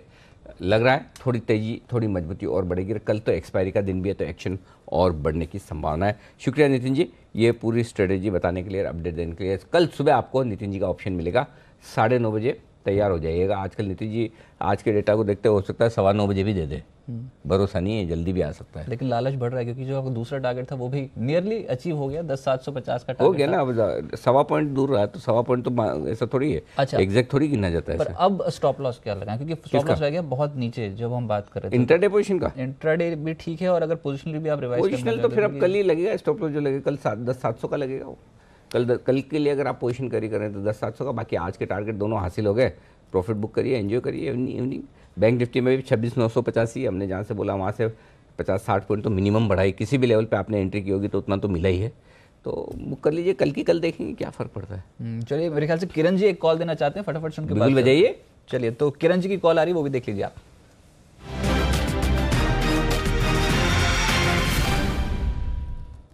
बताइए सर। ये कल के लिए कॉल रहेगी, अभी यहाँ थोड़ा ही 10 मिनट ही रह गए। तो मेरा मानना है कि यूपीएल बाय करके चलना चाहिए। बहुत अच्छी मूव देखने को मिल रही है, बहुत स्ट्रांग डेरिवेटिव डेटा भी बहुत स्ट्रांग उभर के आ रहा है। पिछले 5 मिनट में करीबन 6 बेसिस पॉइंट पे से डेरिवेटिव डेटा अच्छा होता नजर आ रहा है। तो मेरा मानना है कि 820 के स्टॉप लॉसेस के साथ बाय करना चाहिए। टारगेट्स के लिए 839 ये टारगेट्स कल को देखने को मिल जाने चाहिए। तो यूपीएल पे नजर रखें, यहाँ पर जो तेजी है वो और बढ़ सकते हैं। फैमिली ये ना फास्ट मनी में शामिल कर लिया था, लेकिन ये शामिल किया था मेरे ख्याल से कल नहीं चला, ये एक दिन डिले होगा। यूपीएल इस सीरीज में सबसे उच्चतम स्तर पे ट्रेड कर रहा है, बहुत इंटरेस्टिंग है। ये तो खूबसूरती है कि ये देखो रजत, ये तो आपके साथ तो रोज होता है, कभी कभार होता है? कभी कभार होता है, हमारे साथ रोज होता है। चल जाता तो मजा आता है, लेकिन हमारे साथ तो कितनी बार हुआ है आपको बता भी नहीं सकते। रिजल्ट सीजन में तो बहुत बार होता है कि एनालिसिस परफेक्ट होता है, अनुमान परफेक्ट होता है कि रिजल्ट ऐसा आएगा, रिजल्ट वैसा आता है, उसके बावजूद स्टॉक रिजल्ट के दिन कुछ उल्टा ही दिखाता है, फिर बाद में उसी डायरेक्शन मिलता है। ये तो मार्केट की खूबसूरती यही है कि हर आदमी सही पड़ता है और हर आदमी गलत है। चलिए, जोरदार स्ट्रक्चर है तो उस पर रडार पर रखें। 839 पहला, उसके बाद 843 का टारगेट। यहाँ पर यूपीएल में खरीदारी कर सकते हैं। 820 का स्ट्रिक्ट स्टॉप लॉस आपको लगाना होगा। ओएमसी स्टॉक्स में अच्छी खरीदारी देखने को मिल रही है, उनको भी रडार पर रखें। एचपीसीएल, बीपीसीएल, आईओसी, इन तीनों ही स्टॉक्स में मूव जो है वो आज तेजी का बना और देखिए दिन के उच्चतम स्तर के आसपास ट्रेड होना शुरू हो गए। बैंड से बेनिफिट का वक्त हो गया कुछ। बिल्कुल, देवांशी से पूछा जाए। चलिए, तो देवांशी को जोड़ते हैं और जानते हैं कि कौन से शेयर्स बैन में आने वाले हैं या फिर कौन से इस सूची से एग्जिट करने वाले हैं।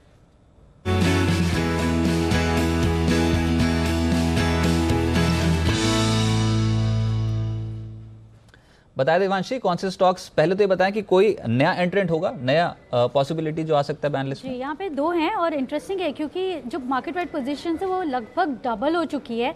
कावेरी सीड्स और रिलायंस कैपिटल, ये दोनों ही काउंटर्स हैं जो यहाँ पे फ्रेश बैन में जा सकते हैं। कावेरी सीड्स 124% के अलावा के आसपास यहाँ पे मार्केट वाइड पोजीशन है, जो अगर आप कल का देखें या सुबह का देखें तो करीब 67-69% के आसपास थी, तो यहाँ पे डबल है।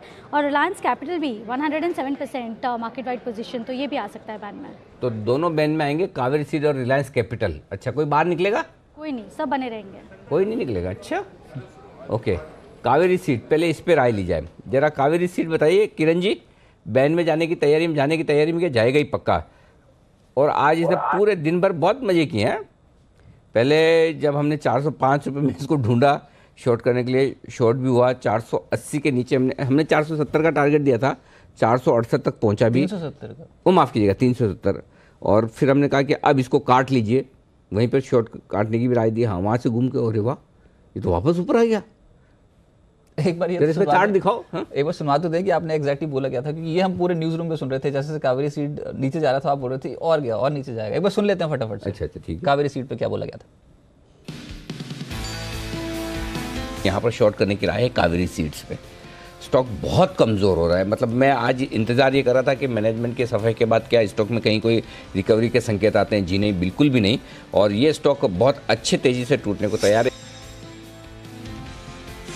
इनके जो हाई इन्वेंट्री लेवल है उसको लेकर बाजार में क्वेश्चन मार्क जो इन पे लगाए जा रहे हैं। जब एनालिस्ट कॉल हुई थी तो मैनेजमेंट ने जिस तरह के जवाब दिए उसको लेकर लोग थोड़े से नाराज़ होते हुए दिखे। जो हमने आज के 2000 में 370 का टारगेट दिया था कावेरी सीड्स का, 370 का टारगेट हासिल हो चुका है। कावेरी सीड आपके सामने लेकर आते हैं। इस वक्त 370 पर फ्यूचर्स ट्रेड कर रहे हैं, 377। आज का लो है 368 रुपये 45 पैसे का। तो एकदम ऐसा नहीं कि टच हो गया है, 370 के नीचे गया है और आराम से आपको मौका मिला होगा।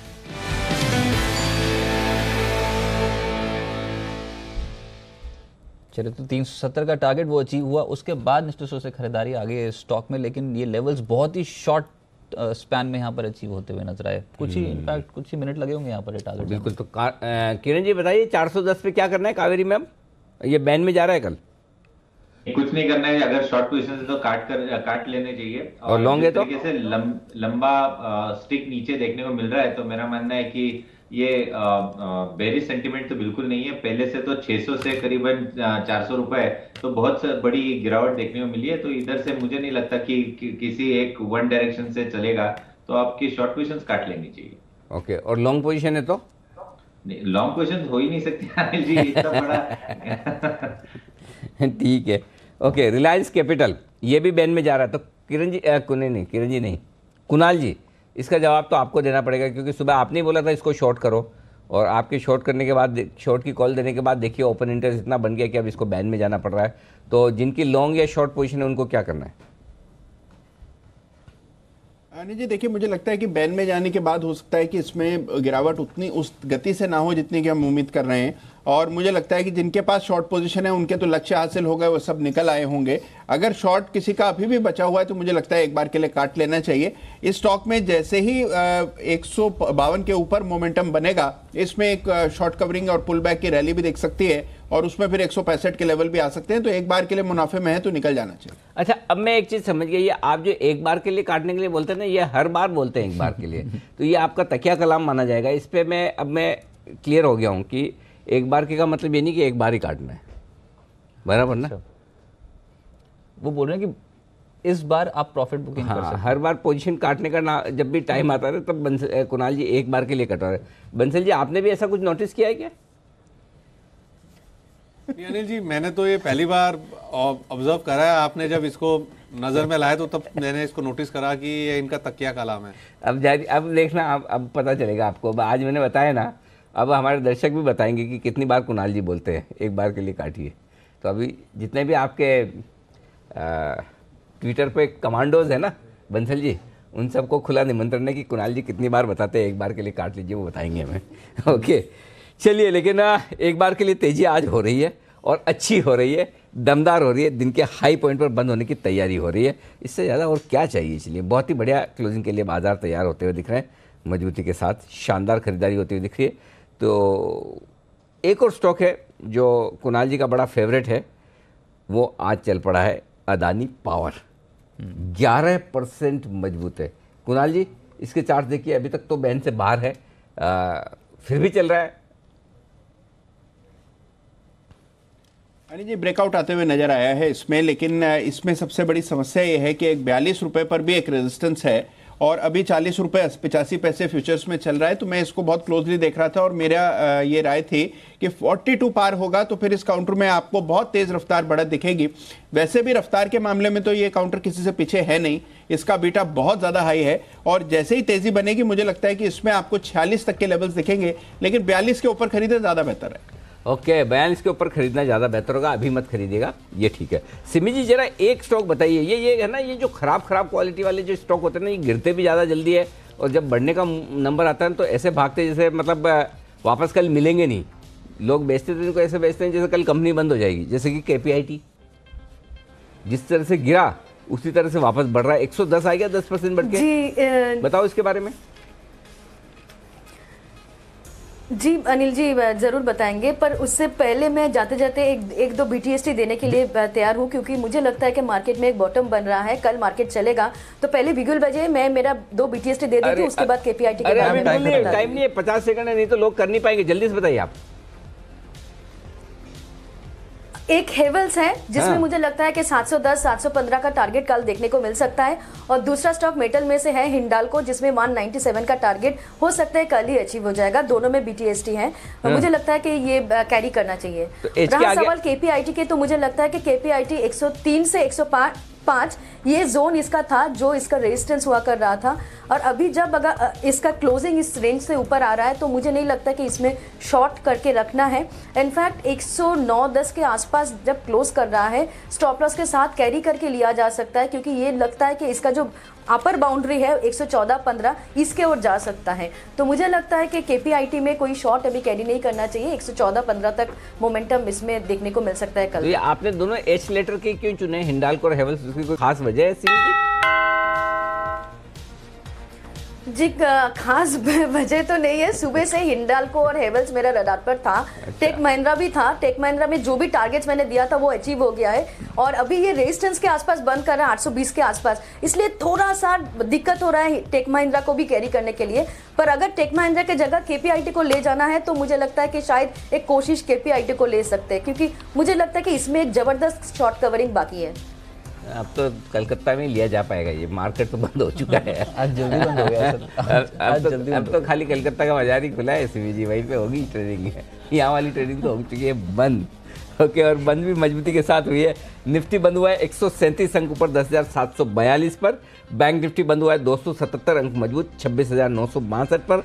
सेंसेक्स ने मतलब 400 अंकों की उछाल दिखाई, 403। ये प्रोविजनल क्लोजिंग है, बस एक आध मिनट में आपके लिए फाइनल क्लोजिंग भी आ जाएगी। तब तक मैं आपको कुछ और चीज़ें बता दूं, और वो चीज़ें बड़ी आपके काम की है। काम की क्यों है? क्योंकि हर रोज़ शाम को 6 बजे आपके लिए एक बेहद खास शो होता है जो आपकी या तो जेब का ख्याल रखता है या फिर सेहत का। जी हाँ, आज 6 बजे महिलाओं के लिए बड़ा खास शो है। सिमी जी जरा ध्यान से सुनिएगा, और शर्मिला जी आप भी, क्योंकि बहुत सी महिलाएं ये जानती भी नहीं कि जाने अनजाने हर दिन सैकड़ों केमिकल्स आप पर हमला करते हैं। आपको पता है? नहीं पता है? ओके, ये केमिकल्स शैम्पू में होते हैं और मेकअप के सामान में होते हैं। अरे हम क्या बता रहे हैं, तो हम भी तो यूज़ करते हैं शैम्पू, हम मेकअप भी करते हैं भाई, है हमारा प्रोफेशन, ऐसा करना पड़ता है। अच्छा, एक चीज़ हमारे दर्शकों को बता दूँ भाई, देखिए अगर आप एक स्क्रीन रजत जी सामने देखिए, तो रजत जी और मैं जितने खूबसूरत दिख रहे हैं उतने हैं नहीं, क्योंकि हम लोग मेकअप करके बैठे हैं। हमारे से ज़्यादा खूबसूरत है कुणाल जी, राकेश जी और किरण जी, जो बिना मेकअप के हैं। तो अगर बिना मेकअप के हम दिखेंगे ना तो हम उनसे अच्छे नहीं दिखेंगे। हाँ बोलो। तो हमारे से ज़्यादा स्मार्ट है ना राकेश जी है। अच्छा, तो चलिए मेकअप के सामान की बात हो रही थी, तो मेकअप के सामान में ये सारे केमिकल्स होते हैं, परफ्यूम्स में होते हैं, और सबसे ज़्यादा इनकी मुसीबतों का सामना भी महिलाओं को ही करना पड़ता है, क्योंकि बदलते हुए लाइफस्टाइल में आप इनसे बच भी नहीं सकते, लेकिन बचना है ज़रूरी। कैसे बचे? और ये तो मैं एक चीज़ कहना, ये महिलाओं के लिए क्यों, पुरुषों के लिए भी है। शैम्पू, परफ्यूम, और सारी चीज़ें तो मेकअप चलो हटा दो, ज़्यादातर पुरुष बहुत ही कम इस्तेमाल करते हैं, लेकिन शैम्पू और परफ्यूम तो बड़ा कॉमन है, फिर भी महिलाएं ज़्यादा इस्तेमाल करती। तो आपकी खबर, आपका फ़ायदा, शाम 6 बजे खूबसूरती का केमिकल लोचा खूबसूरती का केमिकल लोचा, ये शो मिस मत करिएगा। सिमी जी, आप और शर्मिला जी को ये डेडिकेटेड है हमारा शो, आज जरूर देखिएगा। और आइए, रात को 8 बजे राजनीतिक चर्चा आपके लिए। जुड़ रहा है एनडीए का कुनबा, महागठबंधन में महाभटकाव, किसका बंधन कितना मजबूत, कौन जीतेगा 2019 का चुनाव। वाह, गठबंधन के खिलाड़ी और अनाड़ी, ये है आज रात देश की बात, मजा आएगा। 3-4 दिन से लगातार कश्मीर की चर्चा के बाद फाइनली अब राजनीति कश्मीर पर हावी होती हुई दिख रही है। चुनाव और गठबंधन ये भारी पड़ते हुए नजर आ रहे हैं आज खबरों के लिहाज से। तो आज एक्शन राजनीति की तरफ बढ़ता हुआ दिखेगा, खिलाड़ी और अनाड़ी मिस मत करेगा। आइए, विदा लेंगे आप सभी से। कुणाल जी, राकेश जी, शुक्रिया आपका। किरण जी, आपका भी बहुत बहुत धन्यवाद। सिमी जी और शर्मिला जी, आपका भी शुक्रिया हमारा साथ देने के लिए। 131 अंक मजबूत निफ्टी हुआ है 10,735 पर, 10,750 के ऊपर क्लोजिंग बेसिस पर स्टॉप लॉस ट्रिगर नहीं हुआ है अभी भी। ट्रिगर क्या, अब तो मैं सोच इंट्राडे वाला ही हुआ है, कल के लिए तेजी की कल मजा आएगा। इस तरह ये क्लोजिंग ऐसी दी है ना कि अगर अभी कोई ये पूछ ले कि क्या करेक्शन पूरा हो गया है, तो आप हाँ भी नहीं कह सकते, ना भी नहीं कह सकते। 15 पॉइंट है सिर्फ, 10,750 पॉइंट, तो 15 पॉइंट होते हैं, यहाँ एक एक पॉइंट में हो जाता है। 11,000 के ऊपर 2 बार क्लोजिंग दी थी, तीसरे दिन ठुस हो गया और वहाँ से 500 पॉइंट गया है रजत। तो ये मूव तो पॉजिटिव, हाँ भूलिए ना, नहीं तो आधे घंटे, पिछले आधे घंटे में मार्केट चला है। ये एनालिसिस तो कल सुबह 8 बजे ही मिलेगा। सुबह 8 बजे जुड़ जाइएगा फिर से। लेकिन तब तक एक्शन भरपूर है कमोडिटी बाजार में, और सोने के हालचाल क्या है, थोड़ी सी प्रॉफिट बुकिंग आई है। कभी कभी तो मुझे लगता है थोड़ा मृत्युंजय का मार्केट ढीला रहे तो भी ठीक है, इनका मार्केट ढीला होता तो हमारे मार्केट में, हमारे तो देखो मृत्युंजय कैसे चेहरे एकदम मुरझाए हुए थे, बिल्कुल ऐसे हालत थी। 8 दिन तक सुस्ती थी बिल्कुल, आज सुस्ती, रोना धोना मारपीट चालू थी। आज थोड़ा हम हंस पा रहे हैं, आज तो अच्छी हरियाली है। हाँ, आज बिल्कुल एकदम। आपका ढीला है ना मार्केट? नहीं, ढीला नहीं है। अरे वो तो हमने 11:30 बजे जो हमने शो किया था, उसमें हमने नाम यही दिया था कि बोल्ड हुआ गोल्ड, खरीदें या करें होल्ड।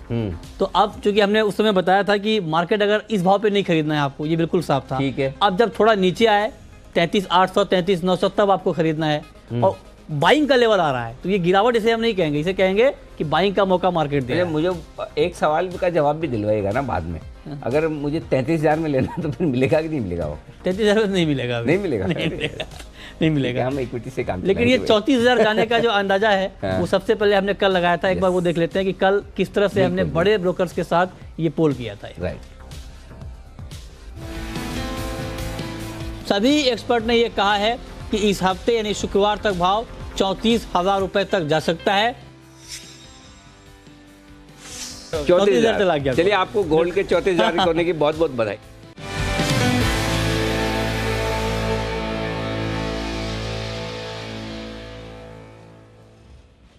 तो 34,000 की उम्मीद सबसे पहले सारे एक्सपर्ट्स ने बोला 34,000, सारे ने। हमारे यहाँ उल्टा है, हमारे यहाँ तो सारे बोलते एक साथ तो उल्टा हो जाता है हमारे यहाँ। आपके एक्सपीरियंस हमारे तो अगर किसी दिन जुबिलेंट फूड पे 3 एक्सपर्ट एक साथ आ गया तो समझ लिया उस दिन जुबिलेंट फूड का काम हो गया, वही टॉप बन गया वो। बस बहुत कम ऐसा होता है 3-4 एक्सपर्ट एक साथ आ जाए तो फिर चलता है, लेकिन आपके तो गजब हो गया। तो गोल्ड में सबने बोला, गोल्ड में संयोग से ऐसा हो रहा है अभी तक। बहुत बढ़िया। हाँ, तो आइए अब शुरुआत करते हैं कमोडिटी सुपरफास्ट की।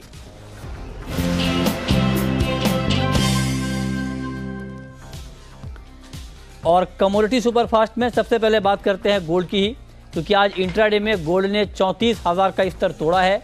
जोरदार तेजी के साथ बाजार की ओपनिंग हुई थी, लेकिन उसके बाद थोड़ी सी मुनाफा वसूली आई है और अब मार्केट 33,900 के आसपास यहां पर ट्रेड कर रहा है, करीब करीब 20 रुपए की नरमी के साथ। तो ये गोल्ड का ताजा हाल है। हालांकि इसके बावजूद अंतर्राष्ट्रीय जो घरेलू बाजार में गोल्ड के दाम हैं वो 5.5 साल की ऊंचाई पर हैं और अंतर्राष्ट्रीय बाजार में गोल्ड का भाव 10 महीने में सबसे महंगा है। और क्रूड की बात करें तो कच्चे तेल का भाव एक रेंज बाउंड ट्रेड कर रहा है। ब्रेंट क्रूड का भाव $66 के करीब है, करीब 0.25% नीचे है। MCX पर कच्चा तेल 4,000 के करीब है, करीब 0.25% नीचे। और 1 से 15 फरवरी के दौरान सऊदी अरब का क्रूड का एक्सपोर्ट घटा है और जनवरी के मुकाबले रोज़ाना जो है 15 लाख बैरल एक्सपोर्ट घटा है। उसका इम्पैक्ट भी हमने मार्केट के ऊपर देखा था। आज बाजार उस तेज़ी के बाद थोड़ा सा मुनाफा वसूली के मूड में दिख रहा है। अब बात करते हैं एग्री मार्केट की, वहाँ पर क्या एक्शन है। सोयाबीन की बात करें तो सोयाबीन कीमतों पर दबाव है। वायदा बाजार में भाव 3,775 के नीचे है। हाजिर में भाव 3,850 के आसपास ट्रेड कर रहा है। और इस साल सोयाबीन का उत्पादन जो कि सोपा का अनुमान है, उस सोपा के मुताबिक इस साल सोयाबीन का उत्पादन करीब करीब 38% बढ़ सकता है। उसका इम्पैक्ट भी मार्केट के ऊपर दिख रहा है। अब बात करते हैं चने की। चने की कीमतें भी दबाव में हैं क्योंकि उत्पादन बढ़ने की बात की जा रही है। नेफेड के पास बड़ा स्टॉक है, डिमांड उसके मुकाबले उतनी ज़्यादा नहीं है। तो ये तमाम ऐसे फंडामेंटल ऐड हो रहे हैं जो कीमतों में गिरावट की वजह माने जा रहे हैं। तो आज दबाव में है 4,250 के नीचे। और पांचवी और आखिरी खबर ये है कि इस्मा जो कि चीनी मिलों का एक बड़ा संगठन है, इस्मा का ताज़ा अनुमान ये आया है कि 15 फरवरी तक चीनी का उत्पादन पिछले साल के मुकाबले करीब करीब 8% बढ़ा है और इस दौरान 219 लाख टन के करीब उत्पादन हुआ है। लेकिन कुल उत्पादन यहाँ पर कम होने की आशंका है और इसमें करीब 18 लाख टन की गिरावट आ सकती है कुल उत्पादन में। और इस साल उत्पादन 307 लाख टन के आसपास रहने का अनुमान है। तो ये 5 महत्वपूर्ण खबरें हमने आपको बताई। लेकिन अब हम आपको बताने जा रहे हैं कि आज के लिए आप ट्रेड कहाँ पर कर सकते हैं, ट्रेडिंग कॉल आज के लिए कौन कौन सी हैं। और ये बताने के लिए हमारे साथ फोन लाइन पर हैं अमित सजेजा, लाइव जुड़ चुके हैं। अमित सजेजा हमारे साथ, मोतीलाल ओसवाल कमोडिटी के। अमित जी, स्वागत है आपका। गोल्ड से शुरुआत कर लेते हैं। गोल्ड का मार्केट ऊपर से नीचे आया है, यानी 34,000 के ऊपर मार्केट में एक प्रॉफिट बुकिंग आई है।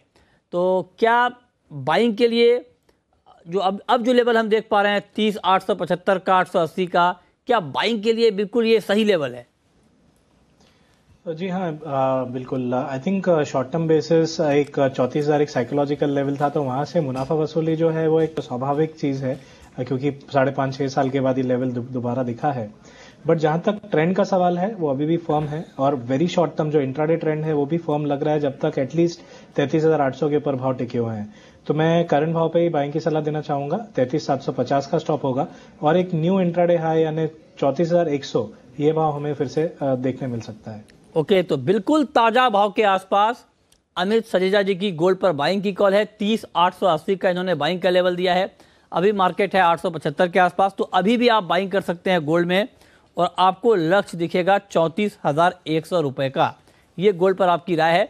और आज हमने आपको 11:30 बजे भी जब हम गोल्ड के ऊपर चर्चा कर रहे थे तो हमारे साथ 4 बड़े एक्सपर्ट जुड़े हुए थे और सभी ने कमोबेश यही बात कही थी कि आपके लिए गोल्ड में बाइंग का तो मौका है, लेकिन 34,000 के ऊपर नहीं। 34,000 के नीचे मार्केट आ जाए 900, 850 के आसपास, तब आप गोल्ड खरीदें। और देखिए बिल्कुल आपका बाइंग का लेवल यहाँ पर मिलता हुआ दिख रहा है गोल्ड में।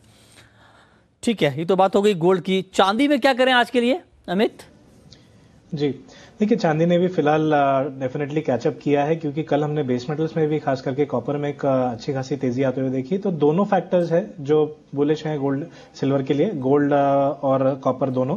तो इसके चलते चांदी में भी जो शॉर्ट टर्म पैटर्न है वो बाय बना हुआ है, खास करके जब तक 40,300 से 250 के ऊपर है। तो मैं 40,200 के स्टॉप के साथ बाइंग की सलाह देना चाहूंगा 40,500 पे, और अपसाइड में अराउंड 41,000 से 41,100 तक के टारगेट लिए जा सकते हैं। ठीक है, तो ये रहा आपके लिए सिल्वर पर। अब बात करते हैं कॉपर की।